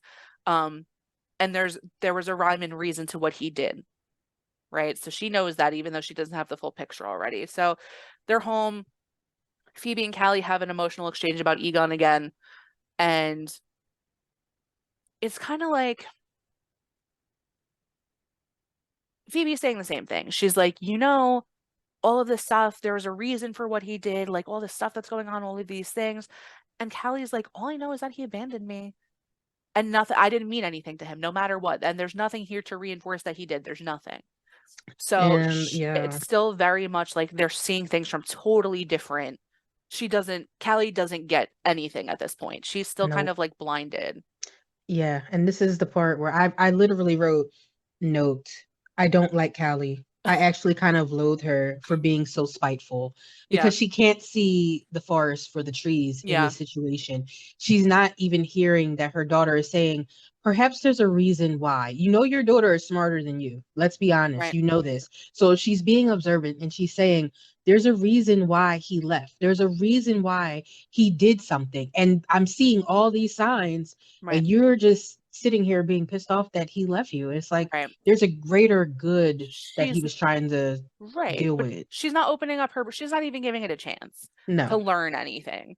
Um, so after that occurs, they kind of cut away to the mountain and they show the wall at the mountain is starting to kind of crack and come apart. Um, so then Hmm. we go to Gruberson because Wally World. at Walmart. Gruberson's at Walmart. Good product placement. So he's just shopping for, I think he's shopping for ice cream, like just, Yeah. looking for some He ice wanted some cream. snacks. You want some snacks? This movie's full of snacks, good stuff. So he's going down the aisle, like the Jello aisle and stuff, and he sees this like thing, the shelf full of marshmallow bags, whatever. And he almost like passes it, but then he notices like one looks like it's kind of like moving around. And let me just say right now, Please if say I was in Walmart, specifically Walmart, and I walked by a bag and it started moving like there were like things inside of it. Like honestly, the way it looked like there were like mice eating it What? or there was some type of other bug or something getting ready to explode. I would have booked it. I would have dropped my ice cream, my snacks. I'm leaving because clearly y'all have a Leaving rodent problem. But he something. was really curious. He It's was very the curious. scientist in him I was want to curious. I want to say that it paid off, but like also like it didn't, but also he got to have kind of a fun encounter. So Yeah. he's looking and then one, just one mini Stay Puft. And just to remind you all, if you haven't seen the original Ghostbusters, there was a giant Stay Puft Marshmallow man who was a monster. He was big. He was bigger than a lot of skyscrapers in Manhattan. Hmm. And he was kind of something that Ray manifested through his fear while he was dealing with Gozer. That's something that happened. Um, so in this movie, because we see the power starting to break out of the mountain, whatever is there, whatever. So we start to see these little manifestations. So it's little tiny Stay Puft. There's one, and he looks so cute, and he smiles. He's He's like, adorable. he's so cute. Ugh. And Paul Rudd, sorry, Gruberson, goes to like touch him and he bites him, which I would have done the same thing. I would have gotten bitten by a Stay Puft. But then all of a sudden, there are dozens of Stay Puffs and they're starting to wreak havoc in the Walmart. So they're like squishing each other. They're And like like blending each other in the microwave, wait, they like the one of blender, them like puts two of them on like a pole or like a pike, a like skewer. impales them, yeah, Yeah, on a yeah. skewer and starts roasting them, and they're happy. On the They are barbecue. they're happy getting Yeah, roasted. The one that gets blended, he smiles at the end of being yeah, blended. yeah. They're sadistic. The one, the one like he didn't I don't want to say he volunteered, but he was like being made into a s'more and he was like helping them do it. Like Yes. he pulled the chocolate over himself and then he was smiling. And like they're very, very cute, but they're very sadistic, certainly, Yeah. and masochistic as well. Yes, yes, they are. It's both. Um, so all this is happening. So he realizes, oh, this is a lot. I have to get out of here. So he's walking through the store and he happens upon a terror dog with his face in a bag of dog food. And he's like, oh my gosh. And he's standing there staring at it. And it's like, I don't know if it's me. And like I said, I don't know what I would do, but I like to think if I was seeing that I would have moved a lot quicker than he did because he just stood there Yeah, for too long. I would have left. I'm Yeah. not staying to see what's going on with that. You Like can see that that's a big giant thing, and I'm good. he kind of backed up like a little, but he still was like staring at it. But it noticed him, we'll say. It noticed him and then chased him through the store and out of the store. And he gets into his car and it kind of jumps onto his hood. And then it was funny. I liked how they added that it just made his tire go flat. Like you Yeah, hear the sound of the tire going like "Arr," and because he's a big boy, the terror dog is sitting there, and then it just cuts away. And Paul Rudd slash Gruberson is like he was like, oh, he was like screaming, but you then kind of it cuts away. yeah, you kind of assume that he got attacked. The way it cut off, like as I Yeah, was yeah, watching, I was like, oh, it looks like he got attacked. So I was like, well, goodbye, Gary, yeah. See you because I was like, later. you're gone, Gary. It's been real emotional. Um, so all the kids now, I think it's all four kids. It's like It's podcasts, all of them. Lucky, yeah, It's even Lucky, the Trevor, non-named kids were there too. yes. So they're at the burger joint looking at this ancient map, and they discuss Gozer again. And Gozer is a Sumerian god. Um, Gozer, and I'll say this because I'm going to refer to her as a she at some point. Gozer is not a male or female. They have made that very clear. But the Yeah. manifestation of Gozer in Gozer's true form, I sound like a lunatic right now, looks like kind of an androgynous lady, but a lady nonetheless, I'll Yes. say. Um, so they're talking about Gozer, who's a Sumerian god who used to walk the earth, though, not like a god like today in today's religion, like God in heaven, like God on the earth, right? And they talk about was it Ivo Shandor who built Hmm. the town, who built Somerville, and Phoebe mentions through her research that she has realized or come to find out that Shandor also built the apartment building in Manhattan where all the Ghostbusters happenings took place. So that's where we're finding our Slimers and Stay Puft happens and all the stuff in Sigourney Weaver's refrigerator. and I, things I like thought you were that. going to say in Sigourney Weaver's alien movies. No, And no. So Sigourney Weaver is basically Bill Murray's movie, just for everyone watching and listening. Basically, Bill Murray's like girlfriend in the first one, but it doesn't start out that way. She hires the Ghostbusters to investigate the weird stuff happening in her apartment. And she does get taken over to be Zool, essentially, who a terror dog. mm, She becomes a terror dog in that movie. And she does survive. Don't worry about Sigourney. She's a survivor. So Phoebe also notes that selenium girders were used in the building, the apartment building in the city, but she also noticed the first time she went to the mountain that there was selenium, um, maybe not a girder, but like a conductor at the right, mountain. And she was kind of like, why selenium? That's a weird metal to use for that. Because also selenium, using the little science I do know, is not a very strong, sturdy, heavy metal. It's more like an adaptable one. And that's all I got from science. So there's that. So so they show the kids, including Trevor's crush again, Lucky. They go into the mines together. So we got the four of them. They see more rock statues. So they're in a different part than they initially saw. And they see this giant gozer. I just want to call it like a statue, but it's still kind of like carved. It's a carving. right. There's more terror dogs. There's more of that. And then it does come out that Trevor is only 15 to Lucky because he lied to Lucky about her age. The thing that I forgot about, like I said, I've seen this twice. It's just that like Ivo, I want to call him Ivo Shandor's body is just like in a glass casket Yeah, yeah. in He's the, just down there chilling. but he's not decomposed at all. Like Yeah, he's been in there a real long time and he's like just like he's sleeping.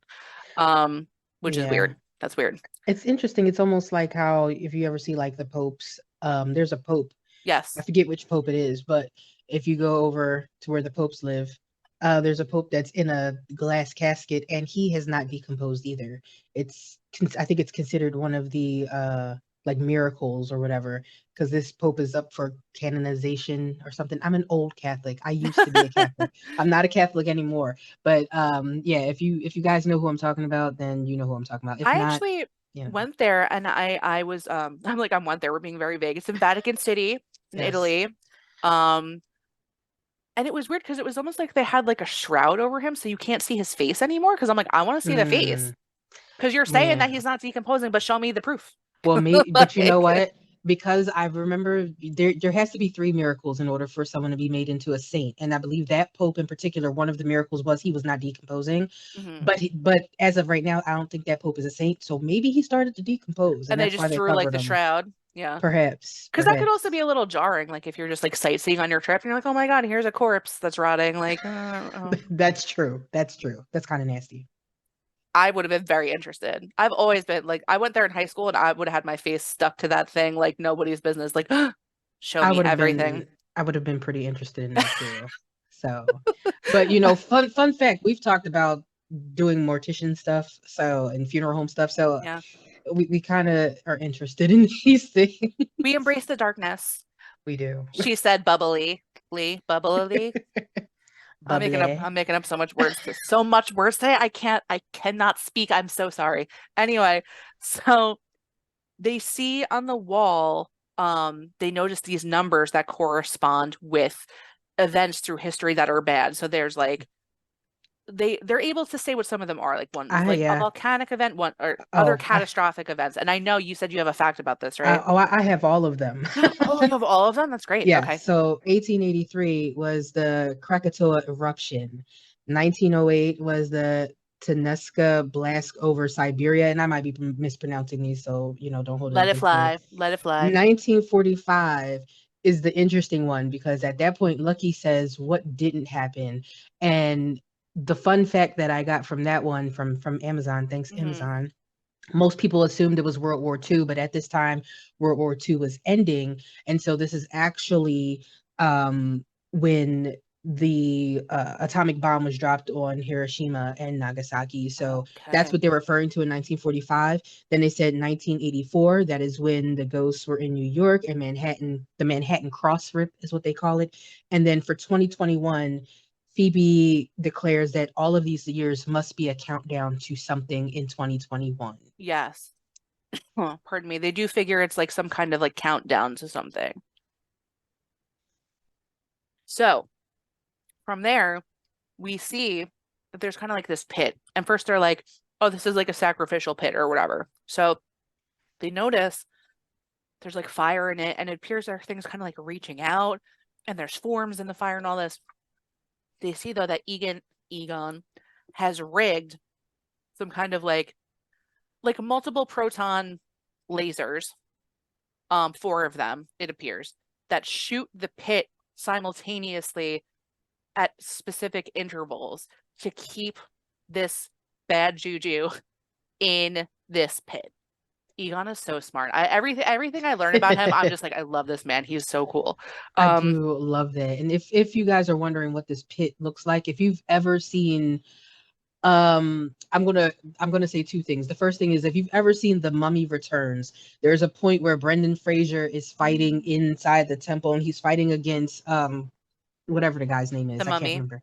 Yeah, whatever. but Billy Zane. I always will call him Billy Zane, but I don't think that's who it Not was. Billy Zane. I That's know, really right? funny. That's I know. really funny. I always call him Billy Zane, and he is not Billy Zane. That is not who plays that It's character, by the way. not. But anyway, they're fighting over Pit, and their souls trying to reach up and grab them from the underworld. There's that scene, and Yes. then the other one is, if you've ever seen Mortal Kombat, it's also like a soul, almost looks like a soulnado trying to come up out of the Yeah. ground. If you've ever seen a Mortal Kombat soulnado, so just so you have The the character, I just had to look it up. The character, the Imhotep, yes, that's the Emotep. character. That's Thank the you. character. The actor's name is Arnold Vosloo.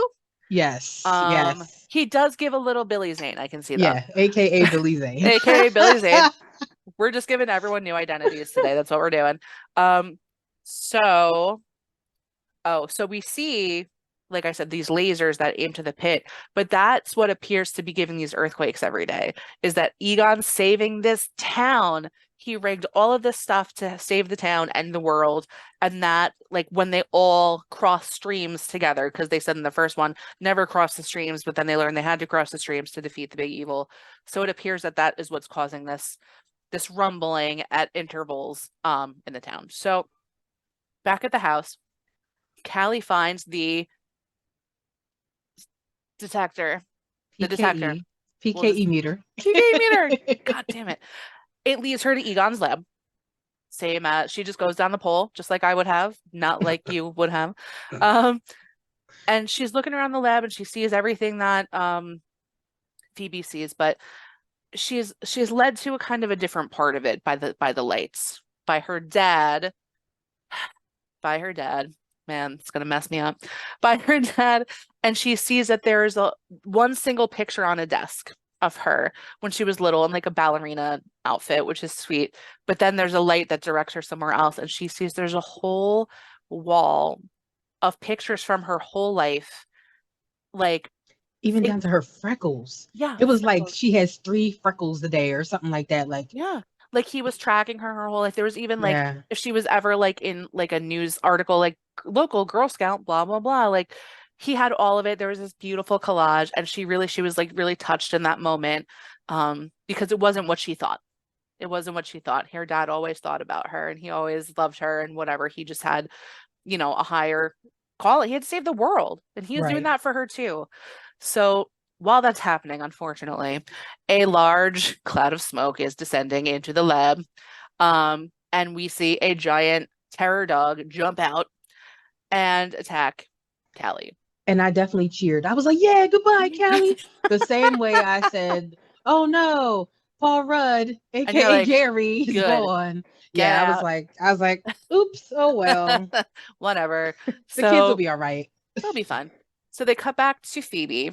Um, and I think they're at this point they're coming back out from the mountain, right? But a big cloud is forming over the mountain, like a big storm. They get back to the house and they find Callie in Egon's armchair, whispering to Mm. herself, which is never a good sign. Um, and they're just standing and looking at her, and she turns her head slowly, and her eyes are red, so that's also a bad sign, obviously.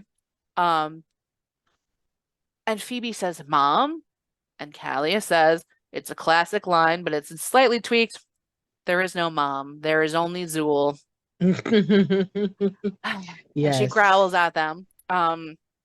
And again, I even noted like so much homage to the originals here. There's so much.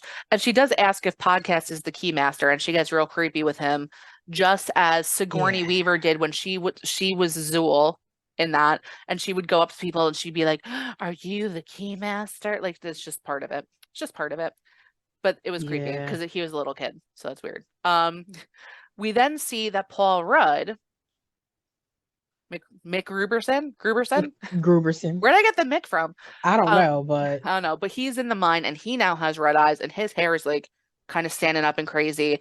And we see that he is trying to kind of pry the laser away from hitting the pit. My cat's screaming in the background. I apologize. So he's pulling the laser back. And what he actually winds up doing is he actually pulls the laser up to blast the other laser, in effect, kind of just like breaking the whole system that yeah. Egon had created, um, Yeah. which is bad. That's bad news, everyone. Just for those of you keeping score at home.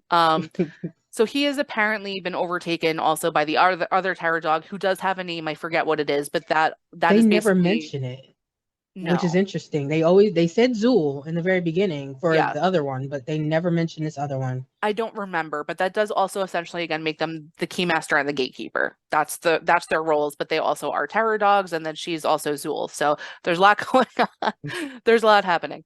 So with Egon's system destroyed, the walls break and everything kind of starts to change shape in the mine and the mountain. And the staircase is revealed and kind of like starts coming out and Yeah. more rock falls away. It starts to Um become a temple, it does start. basically. Thank you. That's a very much more precise way of saying what I just said. I appreciate that because I'm going on and on about it. The whole town is shaking worse than ever as a result of this now because this is much more. So um Phoebe discovers she's so smart. She discovers that the farmhouse is not a farmhouse at all. It is a It's a trap. giant trap. It's a Yes. giant ghost trap. She notices this. I don't remember exactly what triggered her, or it's like not that I don't remember, but it didn't seem there was anything obvious. But she noticed a sign that said dirt on the side of the garage. Did you see that? And then she Yeah. started digging in the dirt and she picked up this kind of like wire. And then when she looked further, there was ghost trap and there was tons of ghost traps. She was like, "Oh my God." Like he had a plan. I guess it So, just hit her. I don't yeah. know, It just hit her because but it again, made sense. they have that connection. Wait, it just hit me too. Remember, well, obviously everyone calls him the dirt farmer, and several people refer to him as the dirt farmer. And when remember what you said about the hardware guy, and he said he always has the dirt, he's not growing anything, but But it you looks can like he's see, working it. right, but you Oh can my see he has gosh. a bunch of there's just dirt. There's a cornfield, but the cornfield is only to lead something through it. It's Yeah. it's so that he can see it coming because whenever something comes through the cornfield, You it could see moves stuff. and you So can that's hear for it. him to see, right? For him to see and hear. And then in front of the house, it's just dirt.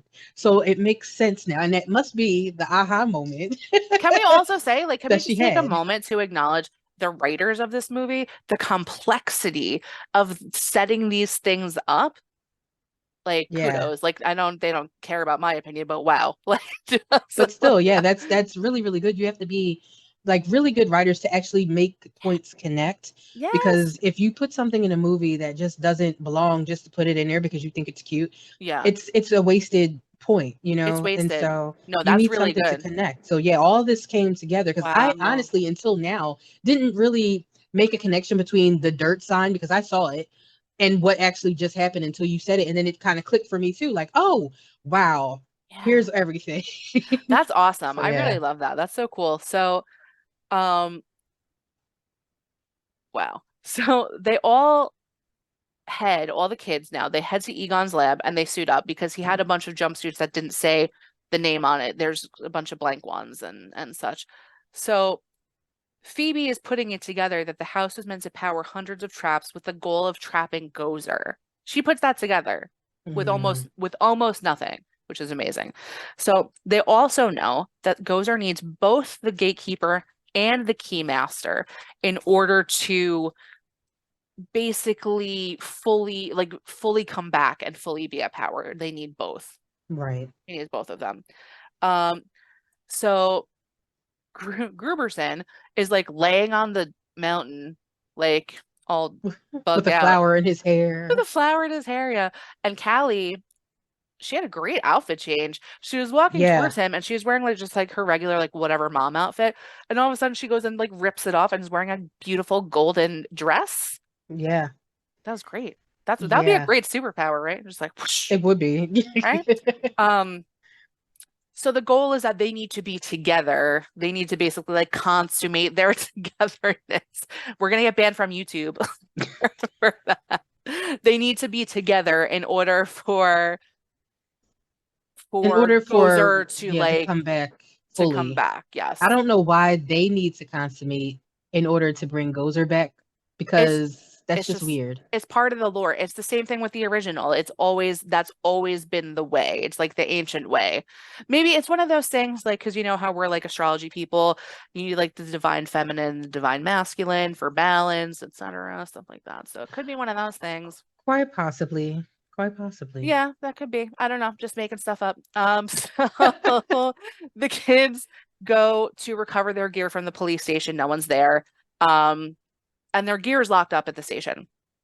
So, Podcast has an idea and he manages to set the metal muncher ghost free because remember they have that ghost trap and he's able to like press something that lets him out and the metal muncher eats away the bars and lets them get back to their stuff but now he's just free again. He's out being a water bear, doing what Yeah. water bears do. Whatever, living on your face, whatever they do. I don't know what that is. So they they hop into the Ecto one and they rush to the mountain. And the kids see that their mom and Gruberson have they actually watch them turn into terror dogs. It's a thing that happens. It's another electrical current, like a Frankenstein thing where they get hit with the volts and they just kind of like turn into the terror dogs. And just like Sigourney Weaver and Rick Moranis, that's the original other terror dog. It's the same thing, the same process from the first one. So we do see Mm. Gozer climb out of the pit now. Gozer free to climb out of the pit. Um, and Ivo Shandor's casket is broken. So he is just reanimated now. He's just reanimated. Um, I actually did like this moment because we don't know that much about Ivo Shandor except he built the thing and whatever. Right. Yeah. But he goes up to Gozer and he's like kissing Gozer's ass and he's like I made this for you and you know we so we could do whatever and Gozer again not male or female but appears to be female so I will call it her or they just is watching with just no change in face and when he is done speaking she literally tears him in half and I was Yes. like wow Terrifier style. that's So in yeah. yes incredible like, incredible Gozer also almost identical to the original. Really? Almost identical. Yes, it was something that it's Huh. very, I never compared them side by side, but I'm saying from my memory, there's very, very slight. I don't know if the hair is slightly darker or it's because we're so much closer that some details are just very slightly different, but it's very, very, very close. And I was like, Hmm. oh my gosh. And also watching this movie from the originals, I did not expect that the villain would be the same villain. Like I didn't know. I thought this was going to be a totally Oh. different story. So coming into this, I was like, "Oh my God." Like I was having like a real moment the first time I saw this and the second time. Well, I feel And like that would be. any Go other time. ahead. No, I I was feel going to like say and any other time I watch it. Yeah. I feel like that would be a good idea though, because after the flop of the first third one that they were trying to put out with the girls, I feel like it was a reboot of sorts, A also a return sequel. to what works. Right. And I think it was a good way to introduce people like me to the old lore The and old also ways. like yeah, the Yeah. old ways and also like the original baddie. So, you Yeah. know, because I've I never so now that you said that they're so close, because when I was looking at um Gozer, I was like, oh, Gozer looks very modern. And so I didn't really think, anything of it because of the it was a very it, it, they they she. They They were very androgynous and everything, and the whole look was very sleek and, like I said, modern. But now that you said that they look alike, I'm gonna go back and look at I the feel like original and see. from what I remember, because like I can't even like don't even want to like dare to like look it up right now and just lose my train of thought. But You know, I feel like the hair in the original was like a little more 80s, but it was still the same kind of style. Maybe this one was just slightly refined, maybe maybe okay. because it's like the same like outfit, the same like nails. This one's more enhanced. You know what I mean? We have more tools at our Technology now, disposal, yeah. yes, to make things like that. But otherwise, very close, very close. Okay. Um, and then they show similar again to the last one. I just love this so much. Um, in the town. The town is full of ghosts and skeletons and things, just like in New York City before all hell broke loose in the first one. So I appreciate these little um nods again. So Gozer is kind of like lounging on her chair, all like casual, right? And Phoebe goes and attempts to engage Gozer with bad jokes, which I love. Um, and Podcast, while this is happening, is deploying a trap or like a laser of sorts. I wasn't really sure what it was, but I did see the little car. Yeah, it Like was a trap. okay. Hmm. So um Phoebe kind of distracts her long enough for them to kind of like open the trap. It doesn't capture Gozer, but it does kind of like almost like a video game where you lose health when you take like a hit. Yeah, It's like that. So Gozer's losing power. Um, because Callie's terror dog, Zool, was so close to the trap, Callie also turns back into a human. She kind of like the terror dog kind of it almost is like concrete that she kind of breaks out of almost. But she doesn't know. yeah. She's like, what happened? What's what's going on? So um those people, so the kids and Callie, they bring Callie, they jump back in the ecto and they head back to the farm. All the while Callie's like, what kind of happened? And they're explaining to her what's going on. And then she's like, oh, did you know I went in the lab and I saw that there were pictures of me? Like my dad had pictures of me, like for my whole life. And they were like, great, mom, like we have to save the world. And she's like, okay, how can I help? Whatever. So now she's on Right. board. She's on board. Finally. Finally, towards the end of the movie, she's on board. So the other terror dog is chasing them. Paul Rudd's terror dog is chasing them all through the streets. Um, Phoebe is able to blast him a few times to get him kind of like buy them time essentially because they know Right. they're not powerful enough to take him. They're not powerful enough. Um, so they make it back, and a huge, what looks like almost like an electrical storm is kind of circling over the farm, and it's just growing and getting more intense. So I think it's Trevor and Podcast stay in the Ecto one, and then Callie and Phoebe are kind Phoebe. of like on the porch. Yeah. That's And they right. see, Okay. yeah, and they see something coming, which is what it all of a sudden The makes Callie try to cornfield. protect. Right. So that's how you see that you can see something coming. That's so smart. And So Callie goes to like protect Phoebe. She's like, okay, you get behind me. But Phoebe is like, nope. And she gets ready to yep. take us back to She that gets beginning ready. scene, exactly how we saw Egon doing it in the Yep. beginning. I love that. So she stands there and she knows exactly what to do. Like intuition. Um, I feel like it's a mix of intuition and also that she has figured out what his plan is, but she knows she stands just like he did with the trap. She's holding the trap out in her hands. Which is so interesting because, like, if what I didn't realize until I saw this part is that Egon had the one of the terror dogs, I guess, in the trap, and he's baiting Gozer or whoever or the other terror dog to come, and so he can trap them in the big trap. And this is the same exact situation because she has Callie's terror Right. dog in the trap, and she's baiting whomever to come, or I guess Gozer at this point to come so that she can be or they can be Right. whole again. Right. And I'm just like, wow, this is really good full circle stuff. It really was good. And then so they have Gozer coming out of the corn, like you mentioned, but she or they, it's kind of looking like almost like a bit skeletal and more like monstery because Gozer is wearing this beautiful kind of like sparkly like full body like jumpsuit or almost like a leotard kind of looking thing, but like Yeah. bedazzled, like beautiful. And now Gozer's all charred and messed up and whatever. So Gozer's kind of like lurching. towards towards them. And like I said, Phoebe's holding out the trap, but Lucky bursts through the door with her. She has a proton pack now, and she is blasting Gozer. So Trevor attempts to get Gozer from another angle, but is attacked and foiled by a bunch of mini puffs that Like, have appeared. and where did they come from? They were always Like, there. Mini puffs are eternal. I don't know. I don't know what's happening. I do have a question though. Here's what's interesting because earlier Yes. you mentioned how Phoebe just knew how to use the proton pack, which I expect.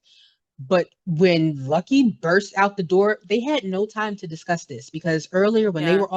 when they went to the jail to break out the stuff, Lucky leaves in a police car. She doesn't go with them. So we don't know that she's going to the house to get the Um, proton pack. So did she go study the booklet or something? Like maybe, because maybe, she burst out and knew exactly how to point and was on it and maybe I they was gave her like a impressed. quick tutorial or something. They were like, listen, when you have the thing and you hit the button on the back to turn it on, and then you got to flip this switch, and then you got to make sure it's on, and then you use it. Maybe. Like, I don't Maybe, know. I don't know. perhaps, Um, but it was she was good. She was badass in that moment. I will say that.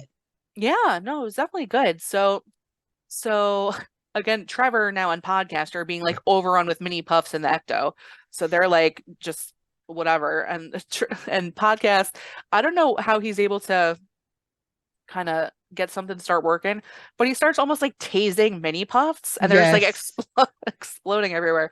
So Phoebe calls to her mom like you gotta throw the switch. There's like a huge switch on the side that powers what we talked about earlier, those kind of like water cisterns tower or water silos. towers, Yeah. silos, whatever they are, to activate all the traps. Like even when they are activated, we didn't mention this before, but even like the ground vibrates where all the traps are, right? So they throw the switch. Um, Gozers, terror dogs show up as well, or just one of them. Um, Gozer breaks the trap because that contraption with the electricity, it doesn't hold again. So they're like, oh boy. And that's what happened to Egon. Hmm. Same thing. It was the same failure. Um, so Gozer breaks the ghost trap that Phoebe was holding, I believe. Well, And not yet though, it wasn't? because no, because in that moment, what happened was the trap failed. Well, the electricity thing kind of failed because Phoebe had said you got to also hit the other switch to open the traps, but Oh, that's when right. it failed. But then because Lucky was holding on to Gozer with the proton stream, then Gozer Right. pulls her out and she kind of gets knocked out for a second, and Yes. then Phoebe runs out to kind of help her, but then she essentially drops the trap and then the mom, Callie, and Gozer are fighting over the trap, but Gozer overpowers her, takes Right, the right. trap, and then releases that terror dog right into unsuspecting Lucky. So now Lucky is Zool. Lucky is the other Zool. Um, but so by this point, Gozer is now back to like Gozer form. Like Gozer is no longer like a charred, gnarly, like skeleton looking burn person. So as that has all happened, the storm around the farm is just really It's whipping up and raging, getting really yeah. crazy. Gozer is at 100% full strength back. Um, so Gozer is like like Gozer almost has like electricity in their hands. So like they're doing kind of like this thing and you could see the electricity coming and they are advancing on Callie and Phoebe who are sitting on the ground. So just as it looks like Gozer is about to, can't even talk about it. Just as it looks like Gozer is about to get them, the boys show up. Our boys, the original boys. We have Winston, Peter, and Ray. So same people I mentioned before. We have Dan Aykroyd, Bill Yes. Murray, Ernie Hudson. Um, and I was saying, I noted here, I just took a minute to write, even though it was so hard for me because I didn't want to pause this part. I didn't want to take any of the magic away and just watch it as one piece, but the writing is so good here because it's so true to their original characters. Mm. And I feel like it's hard to recapture some of those things when it's so much later. Do you know what I mean? When so much time has passed. But they really did a really good job with Ray almost like reading Gozer like their rights. Like you have Yes. been sentenced by the whatever, whatever. He Like, said in the AARP, like he was saying everybody. He was like the National Academy of Ghost Hunters and the American, whatever the AARP stands for. Because I cracked up when he did oh the yeah, AARP thing because I was like, oh, they're older, so now they're a yeah. part of AARP. So so Ray's character has always been a little dry, but never as dry as Egon. Like Egon and Phoebe have very similar like ways of communicating, which is just kind of Mhm. like emotionless and nothing. So we have Ray delivering his sentence. We have Bill making his little jokes and his distractions and his witty remarks. And we have Ernie saying other things like, oh, I think they remember us, guys, like Mhm. whatever. So it was a beautiful moment. Um, Ernie Hudson, I just want to say, looks the most amazing of all of them. Like the other guys, I don't want Yes, to say anything because people age and however they age, whatever. Ernie, though, like he makes them look way older than they are because he looks so amazing that he he looks just very like they good. look like 20 years even older than him because of that. Um, so they blast her because they have their proton packs. They're fully geared up. They got everything. They do all cross their streams. They know at this point this is the right thing to do. Gozer almost grabs it like a lasso and is able to throw it off.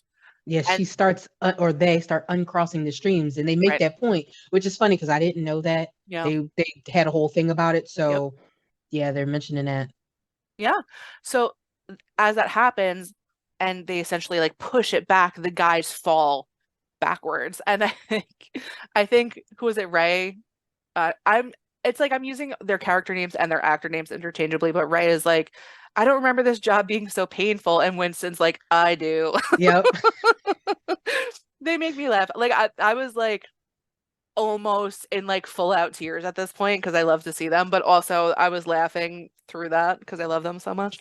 Um, so so so they knock them backwards, like I said, and then Phoebe and Gozer get into a power struggle.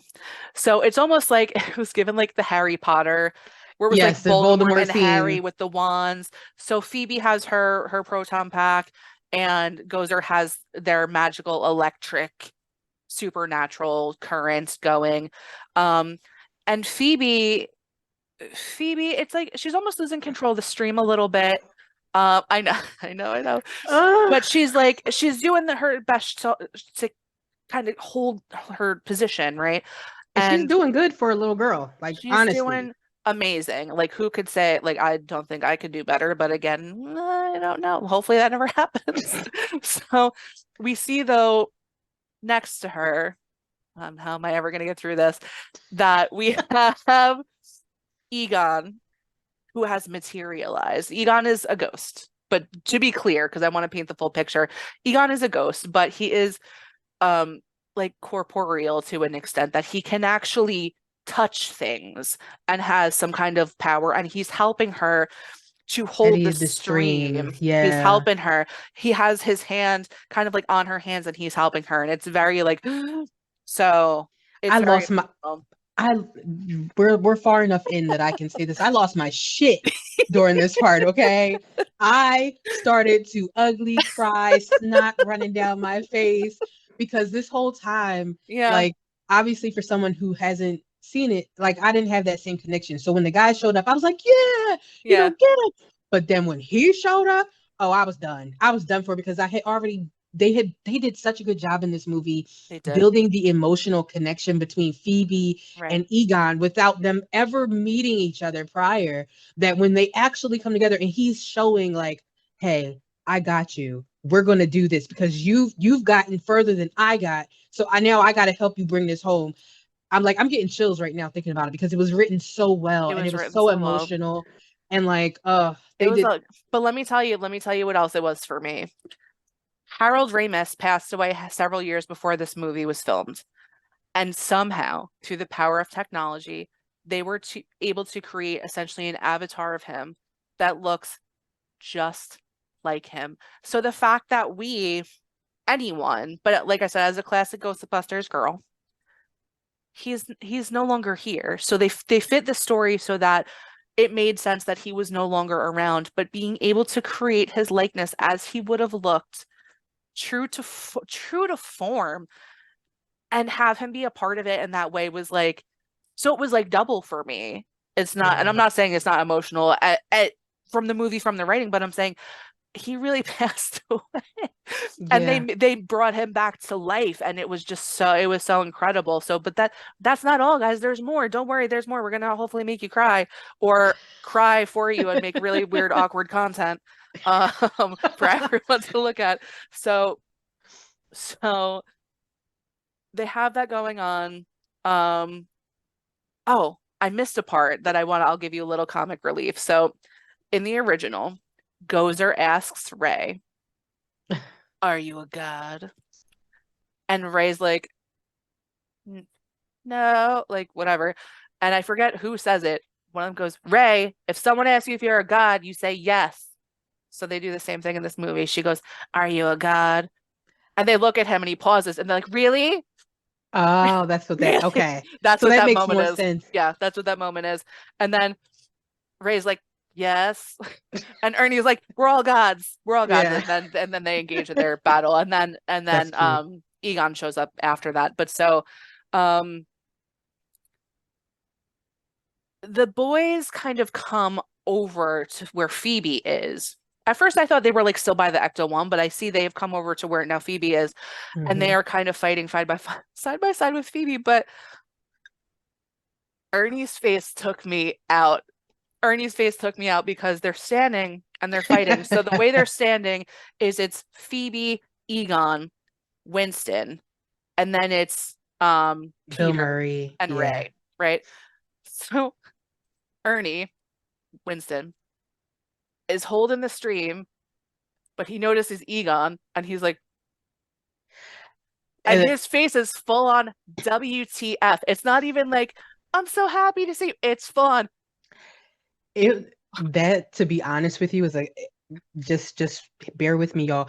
It's a classic black person moment because like his face was definitely like, what the hell is going on? I'm still gonna do this, but I'm letting you know that I see this weird stuff going on over here. He's Okay. like, I see it. Yeah. It was definitely a classic little Well, little it's moment. it's funny that you say that too, because the other two did not have reactions like that. So that's Not at even all. further like validating your point, because it's like he was looking at it the longest too, where he's holding the stream and he's just like, what? He And then double like, take. oh yeah. And then it's Peter or Bill who kind of looks at it slow, but like his face doesn't really do anything. And then Hmm. it's Ray doing the same. He turns and he's kind of like, they're not, they're surprised. Don't get me wrong, but they're not like, what? Right. That's really funny. But so they are, when they're all able to join together like that, they are able to defeat Gozer, hopefully for the last time. Um, and then as that wraps up, because I feel like that part came to an end very quickly, because then it's like, oh, the guys are here and they want to kind of capitalize on that moment. Yeah. And I feel like we wanted that too, so I'm okay with that. I'm okay with that because normally, and I feel like in another movie, that would also be like an anticlimax. But in this case, it's like, no, no, I want to spend time with these guys, Yeah, no, right? it felt like we had enough of conflict because we had Yeah, conflict going on for quite some time without the four of them. And so getting that classic shot of yeah, the four of them and everything and them being able to defeat Gozer in that moment was just, it gave you a resolution right there, yes, that was the you know. resolution. And then, so Egon's form is still standing there. And seriously, the fact that this is partly computer done, but partly it's overlaid with real footage of him that they like aged up and stuff, it was so incredible to look at. But it was just like, I was just like, oh, like it was gross. It was gross. So they're standing there because he's still that his form is still there. And Ray apologizes to Egon. He's like, I'm sorry, like whatever. And I can't even say it. Winston's like, I'm not gonna open my eyes. Winston was like, I miss you, friend. And I just like, I couldn't handle it. Um, so after that, both the terror dogs become human. So we get a little comic relief because it is heavy emotions. It's Yeah. heavy emotions. Um, So Paul Rudd, he's like breaking out of his like terror dog. He's like, "Oh, what happened?" And he's like, "I'm bleeding. Why am I bleeding?" And Oh Callie's yeah. like, "You hit your head on like a bus stop like bench or, or something like that." Um, Podcast emerges from the Ecto one covered in marshmallow goo because he has knocked out all of those Stay Puft, Yes. the mini puffs. I do have it noted here again that Egon looks incredible. That part was hard too, is that then you have the moment between Egon and his daughter where they get to Yeah. look at each other and he doesn't speak either, which I think is very I Yeah. appreciate that they didn't try it, you know? That's a really good thing. Like, um, I have a belief that, like, if some people, this is going to get into a little airy fairy world, okay? So, I have a personal belief that sometimes you dream and there could be people that have passed on in your dream. If they speak to you, that's not them. But if they don't and they just kind of look at you, or they just kind of, wink or nod, or they hug you or something, but there's no words, that's actually them. Because at this point, they don't necessarily have a voice, but they still have a form. And so for this part, like, Egon goes to each person. He starts with Trevor because he's the least important. he He's goes like, to whatever. Trevor. He goes to Yeah. Trevor. He like straightens up his collar on his Ghostbuster suit. Yeah. He goes to Phoebe, and He he pushes her does stuff hair for her. back. But Yeah. then with Callie, like you said, this nonverbal communication between them, it's like, you can feel that she has this resolve now, and he's like telling her, "I've always loved you," without words. And it Right. just felt so genuine, because like I said, because he's not speaking, and I think that's so respectful as well, to not AI generate his voice. Yeah. Yeah. Because he's not speaking, it made it so much more powerful. And it was a really good choice that they made in making this movie, to Yeah. make it feel, for at least for me, to feel more realistic as to something that would happen if you were to somehow come upon a corporeal version of Yeah. someone who had passed on. I think it was really well done and really tasteful, considering the fact that once again he is truly past in real life, and so many of us. He's been in many other things, Harold Ramis, but and he's written other things. He's done a lot of behind the scenes, but they kept him true and they were respectful of him truly being gone in life. So I really appreciated that. It was so tasteful, um, and so emotional. So while kind of these things are happening, Ernie Winston's kind of taking a look over the Ecto One. He's like, "What'd they do to you?" He's like patting the hood, and he's like, "I'm gonna take care of you, don't worry." And then, so Callie goes, they have that moment where they stare at each other, Carrie and her dad. And then they hug, and then they get a good hug in. And then he kind of dissipates and turns into Stardust Stardust, essentially, which yes. is so It's so beautiful. God, I hate I it. was I was no more good at that point. Like, my eyeballs were in my lap, just they fell out from all the tears. I was just like, oh. I'm like trying to write. I'm just like teardrops on my face. I'm like, it's so beautiful. It's a good movie. I'm Listen, like, whatever. I stopped writing because I got so involved. I stopped writing. I'm going to tell you the last exact note that I wrote when Ernie Hudson and Bill Murray and other guy Stance, when they showed Right. up, that's when I stopped. I It have no really notes after that. the minute we see them, it's emotional. Yes. Even before the Egon Harold Ramis stuff, it's emotional. So even they take us there, and let me tell you, you guys might be sitting there being like, "They're a couple of emotional ladies." I have spoke to every single person I have spoken to, men, even some like tough men who are not crier men. Everyone has cried, so I don't want to hear any shit about Uh, it. I don't want to I hear did the it. same thing. I asked, I'm like, when you saw Ghostbusters, like, how did you feel? And the same response, like, yeah, it was a little Everyone. emotional. It was kind of touching. I cried, or whatever. My sister did So the same. yeah. So she just watched it this year, like within the few months. And when she was telling me about it, she did kind of what I just did a little while ago, where she started to talk, and then she's like, I can't even talk about it because we like to repress our emotions. So Same. we Yeah. like to repress our emotions. So yeah, so that was, it was difficult to get through. It was really well done, but after he dissipates, they just go to a screen. It's just a screen that holds for a minute and it just says for Harold. So again, I'm just like boo-hooing like a baby. So then then we get a really great shot. We hear the classic theme song Ghostbusters right by Ray Parker Jr., Yes. who it starts up and we see the Ecto One making its way back to New York City. And we hear the sirens, which are special kind of siren. I know I could hear it too. I can hear but the sirens are very obnoxious sounding and they don't sound like regular. They're like, ah, ah. It's really annoying. Like my sounds that my cat makes. It's weird. Oh my Um, gosh. so yes, they continue into the Ghostbusters theme. We go through, but we get some credit sequences. We get some credit scenes, which I appreciate because I always like time with the classic guys, especially the way the writing was done. It's so good. So we first have we get a little Bill Murray action with Sigourney Weaver. She showed up for us.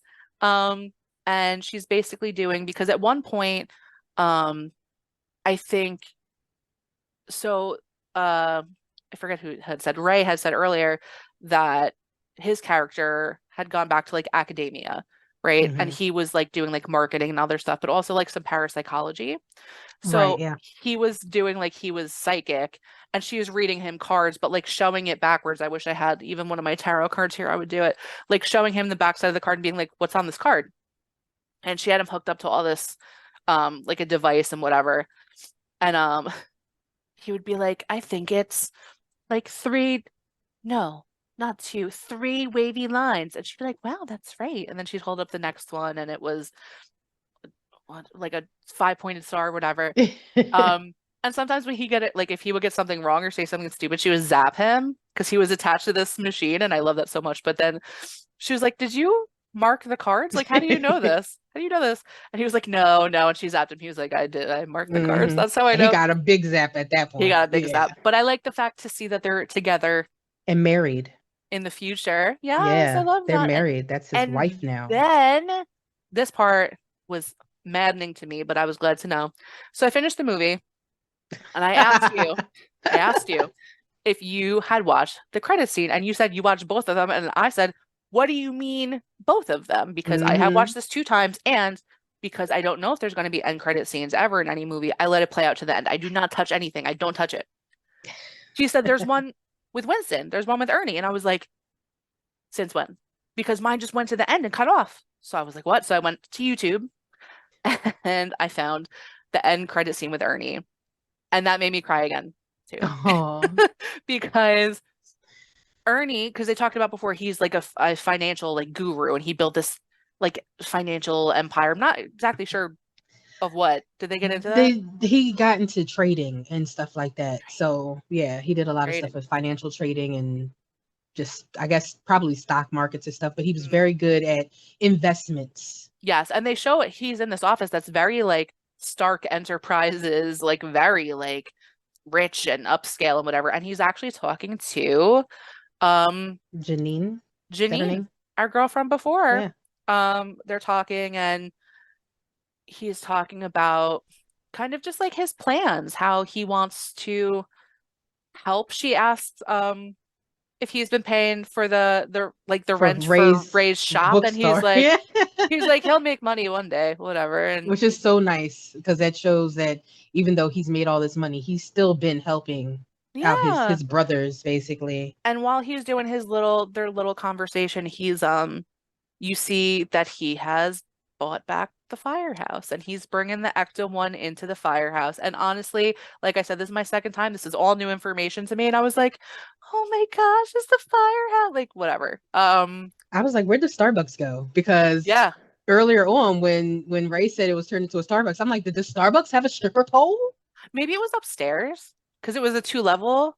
Maybe Okay, like the Starbucks was like the upper echelon, and then maybe. he had to like demo it. That's in my brain. I'm just making up a story for him. He has like a backstory. Um, but what was the quote he said? He said, I'm a blank. what did he say? He said, "I'm a blank, but I'll always be a Ghostbuster."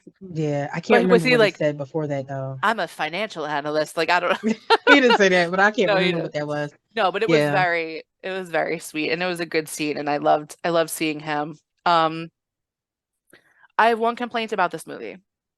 What? I have one complaint about this movie. Okay, what's the complaint? Where's Slimer? Mm, Now, here's my thing. I understand that we are not in Slimer's natural habitat.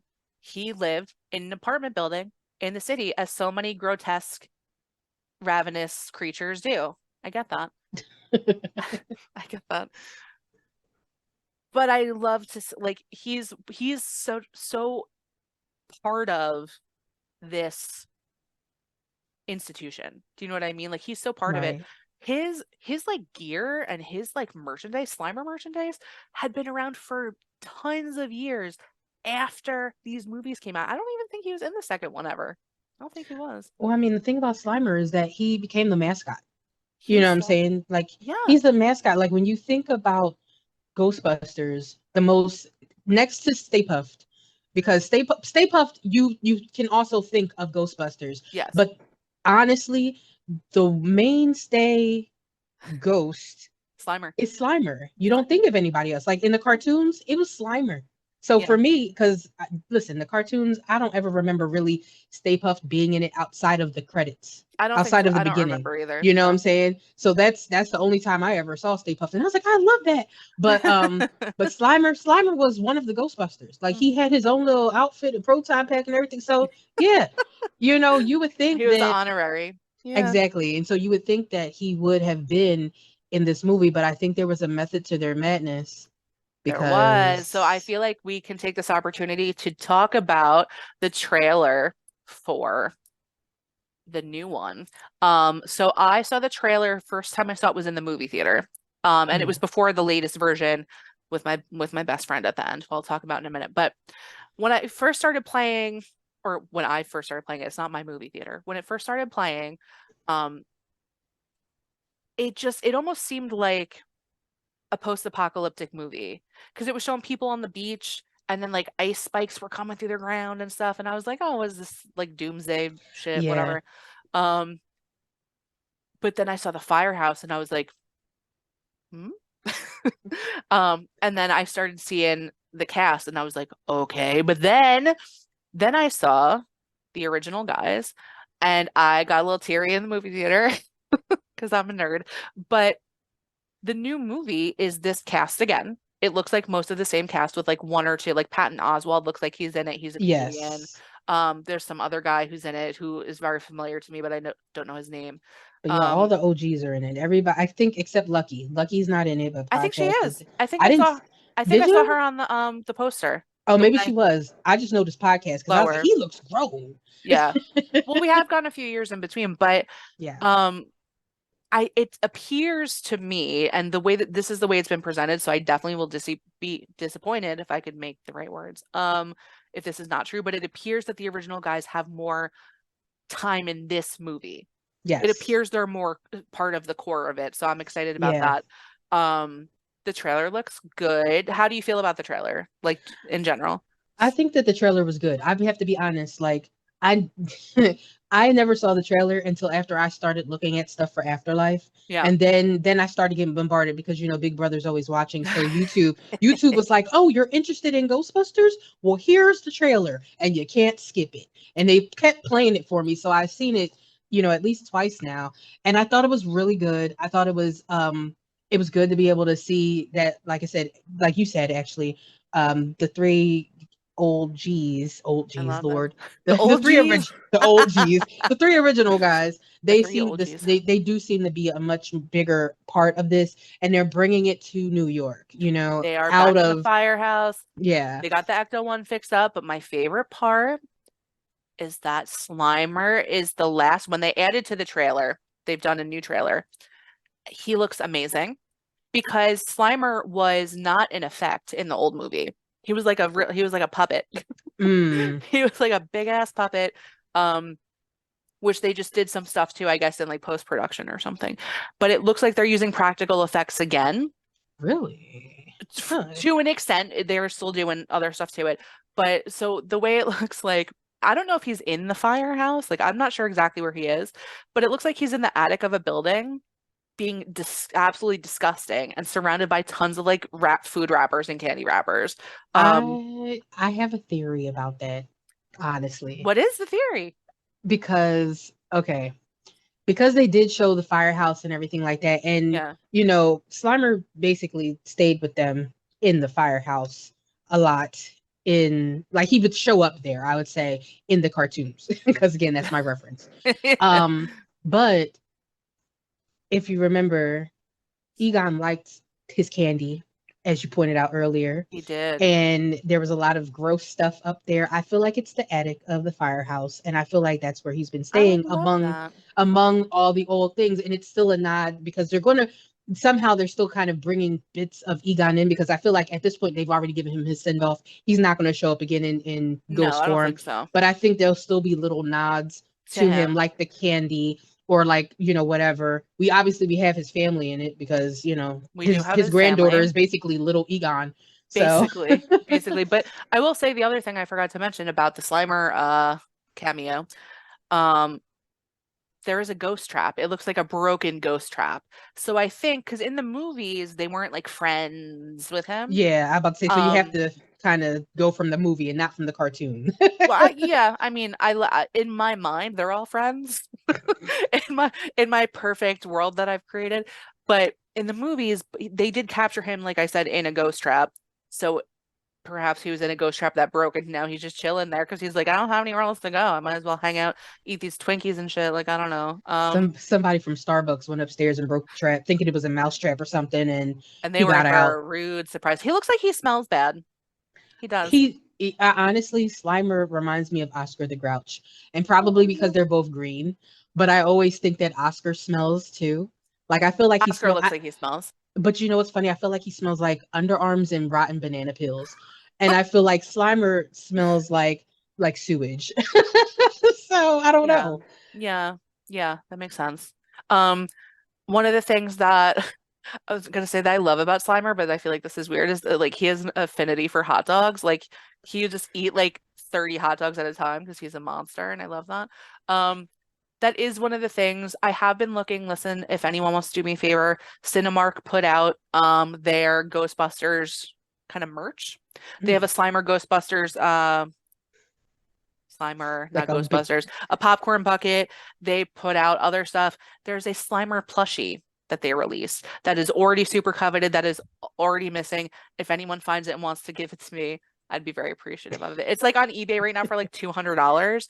And Oh I will my tell you god. what, I'm a girl. I've been on a mission for a Slimer stuffed animal for a very long time. Not one of them, except for this latest one, is anything like even kind of what I would want, because some of the other ones, there was one I found that was like really big, but he had like a beautiful movie star smile. Yeah, that's weird. And I was like, Yeah, no, I was like, it looks like he got veneers. Like I was getting ready to say that. Yeah. Slimer has like yellow jacked up gap teeth. Okay. That's what I want to hug. I want that one. Um, this one's the best one. Like I said, I've seen it. Cinemark was only selling it for 12 bottles, $12, but everyone snatched them up and now they're on eBay for Mm. $1 million. There is also a mini puffs, just so you know. Ooh, But he's in a s'more. that's so cute. He's like between a s'more. He's That's cute. adorable. So hey, anyone, if you want to get both, and then there's one for each of us. I'm gonna keep looking. I'm keeping looking, but I'm just want to tell you. Um, so why don't we rate this movie? Let's rate it with Oh, our bloody axe rating system that we're trying out. yes. So I'm gonna give this 9 bloody axes. And the scale, everyone, if you're just tuning in for this as your first episode, it's 1 to 10. 1 to 10 bloody axes at our rating scale. You're giving it 9 out of 10. Yes. 9 out of 10. Just because I think that first of all, the writing was spot on. The Yes. writing for this movie was really, really good. Um, I honestly would have gave it 10, but I hated Callie and Trevor. And so those two characters alone, honestly, they were plot devices for me. If there was a way to work them out of this story Yeah. and still have the story, I'd have been fine with it. Um, but overall, I think the way that they respected Harold Ramis, I think that the way that they Yeah. brought the guys back, I think the way that they told the story of Gozer and how they came back full circle to the very beginning of the movie to show you why everything happened Yeah. and what was going on.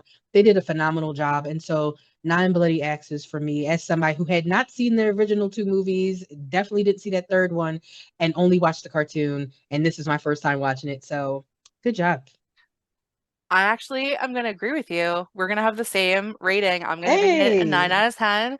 Um, I can't justify a whole point just for lack of Slimer. I can't do it. I also wasn't crazy about I almost Trevor. made their name the same name, like Tally, Tripali. like Tally. Tally. Callie and Trevor, I didn't really care about too much.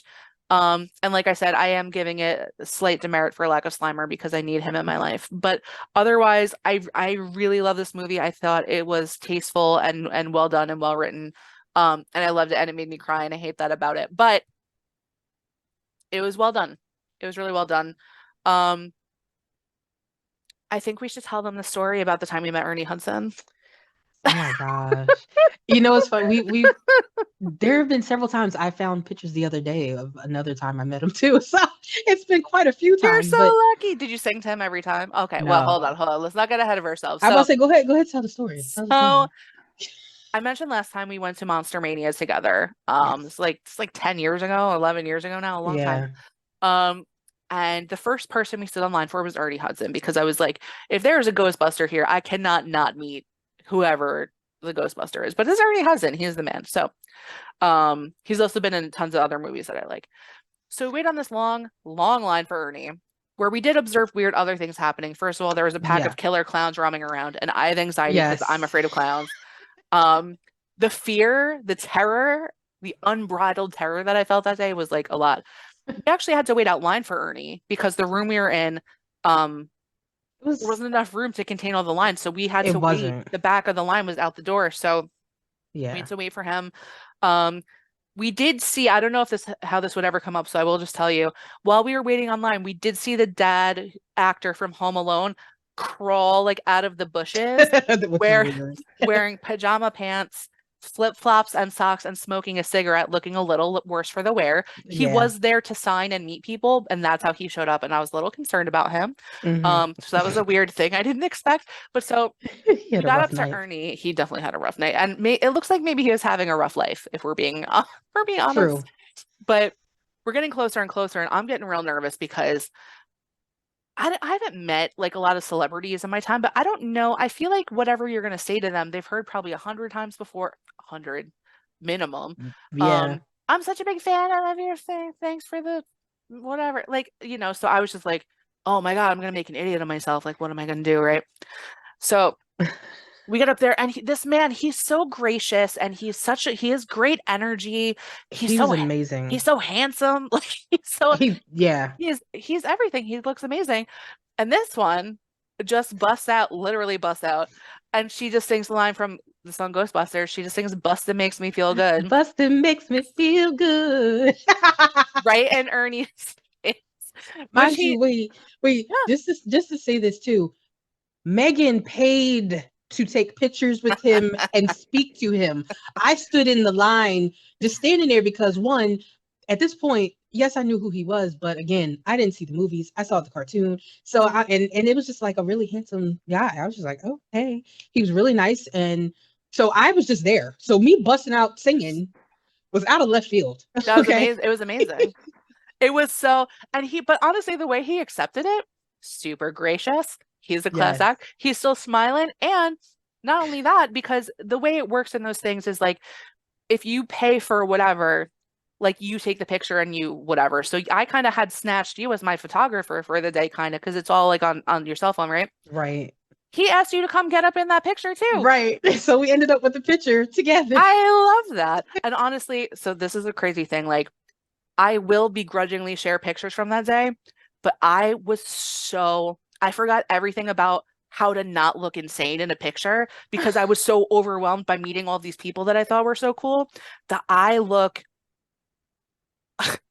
can't even describe it, like not okay in a lot of these pictures, but bear with me. But I think that's so sweet too, is that while these people are here and they're there and they're making money off this and but they care about their people And I love Yeah. that he was like, come on, girl, get in here too. Like, whatever. Yeah, He was so he was nice. super nice, and I've like I said, I've seen him a couple other Yeah, times, and he was always so gracious and I love always so him. nice. And I'm definitely somebody that I don't have much to say Yeah, to celebrities. Like I'm literally like I don't want a picture with you. I'm just fine looking at you from far away. I don't right. have to say anything to you, but like he just kind of draws you in, and Yeah, he's so warm. And honestly, probably I've seen quite a at this point I've been to a lot of conventions. I've seen a lot of right. celebrities.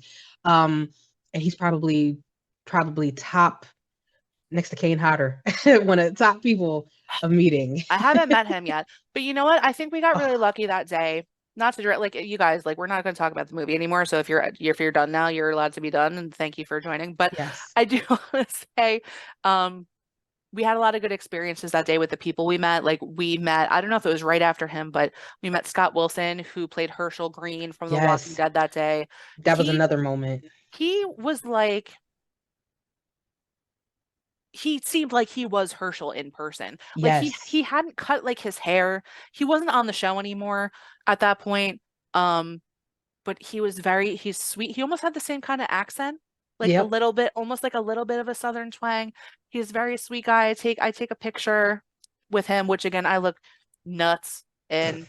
Um, and He right did the before, same thing. He gave me a hug. well, wait, I don't know. I'm just gonna say telling your story. I don't know if you remember because it's your experience, but right before we walked away, you said to him, I cried when you died on Walking Dead because his character, passed Yeah. away in a I horrible yeah, way.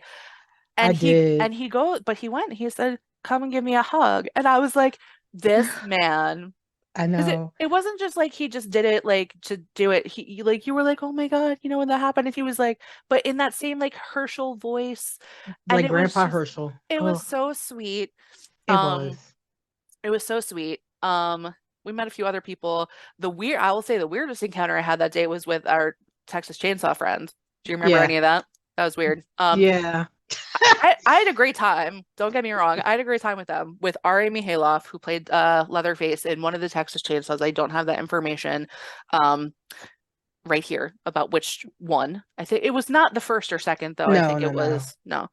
It was Um, definitely a little later. but he was he was telling me things about like if he goes to prison for something, and like he was saying specifically why he would go to prison, like about like mailing him tools to like break himself out.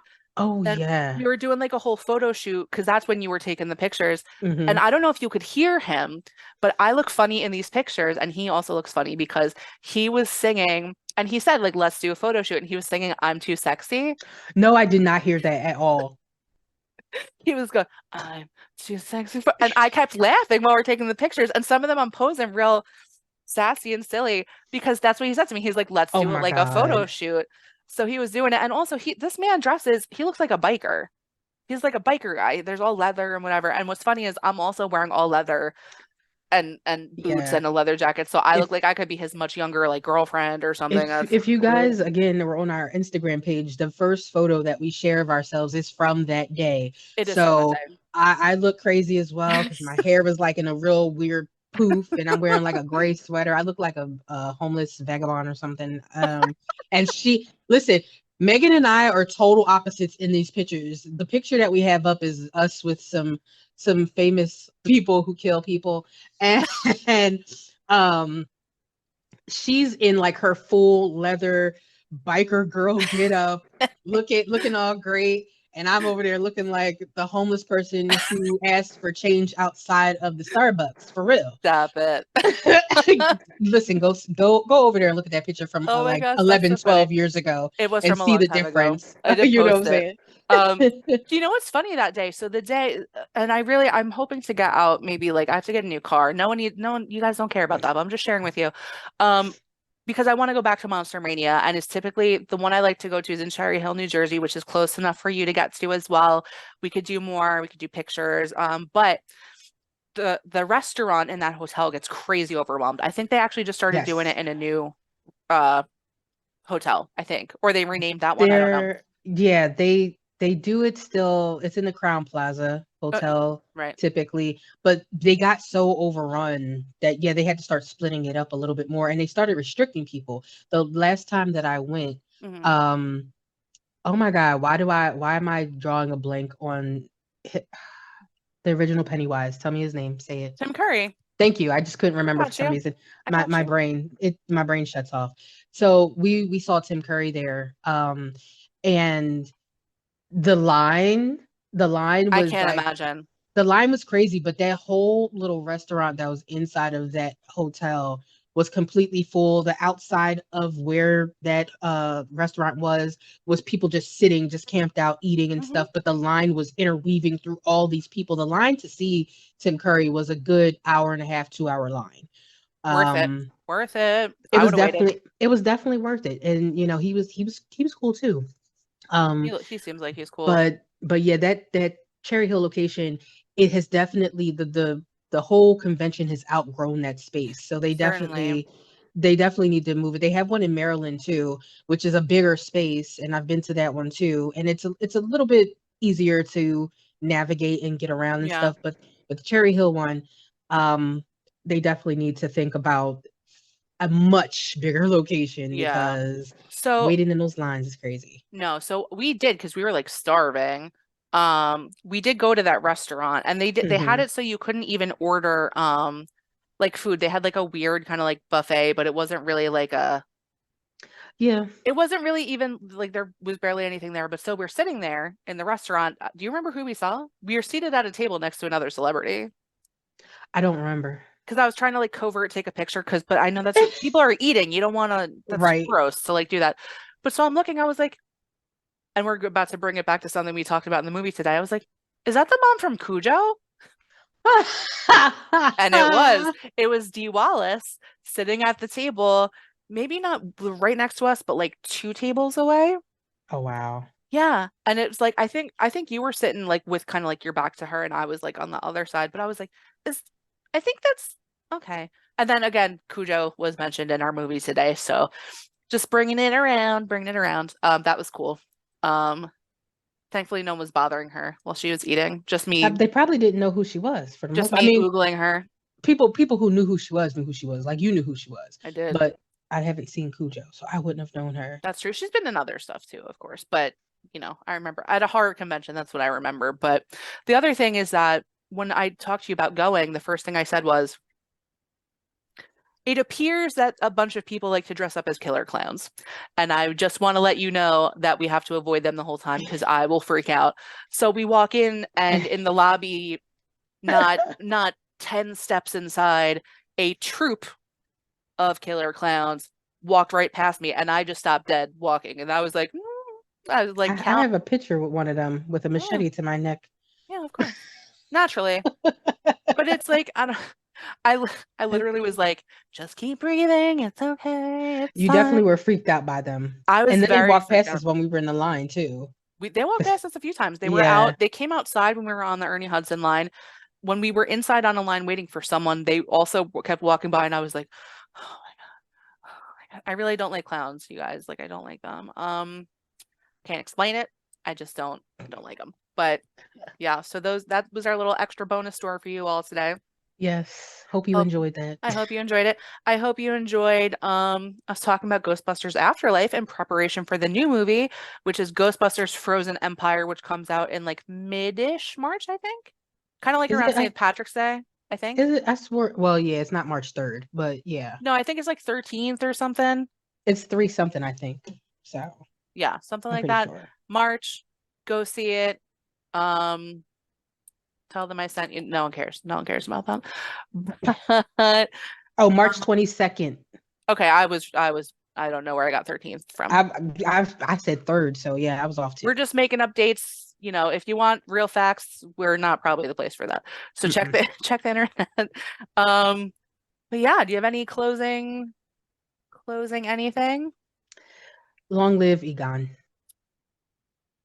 Oh, I'm gonna go cry about it some more.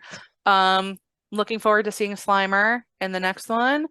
Otherwise, we're going to ask you, please, we're just starting out. Please rate, review, and subscribe. It's only going to allow us to grow and spread our little wingies. And we have a lot of good things in store over time.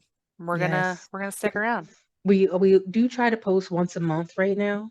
And so you'll see that our episodes typically come out the end of the month. Hmm. So you can watch out for our next episode to come out the end of March, not the Ides of March, but the end of March. End of March. Um, and please feel free, like I said, follow us on our social, the horror ghouls. You can definitely, DM us ideas or any movies you're interested in, comment on our posts, anything you No want, feet pics, though. No feet pics. That's not a thing we offer. So Yeah, we're not giving out feet pics. keep that to yourself.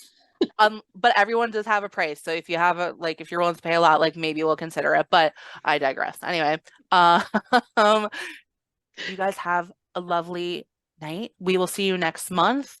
And yeah, stay creepy. I'm gonna say this time, stay creepy. All right. Bye. Bye.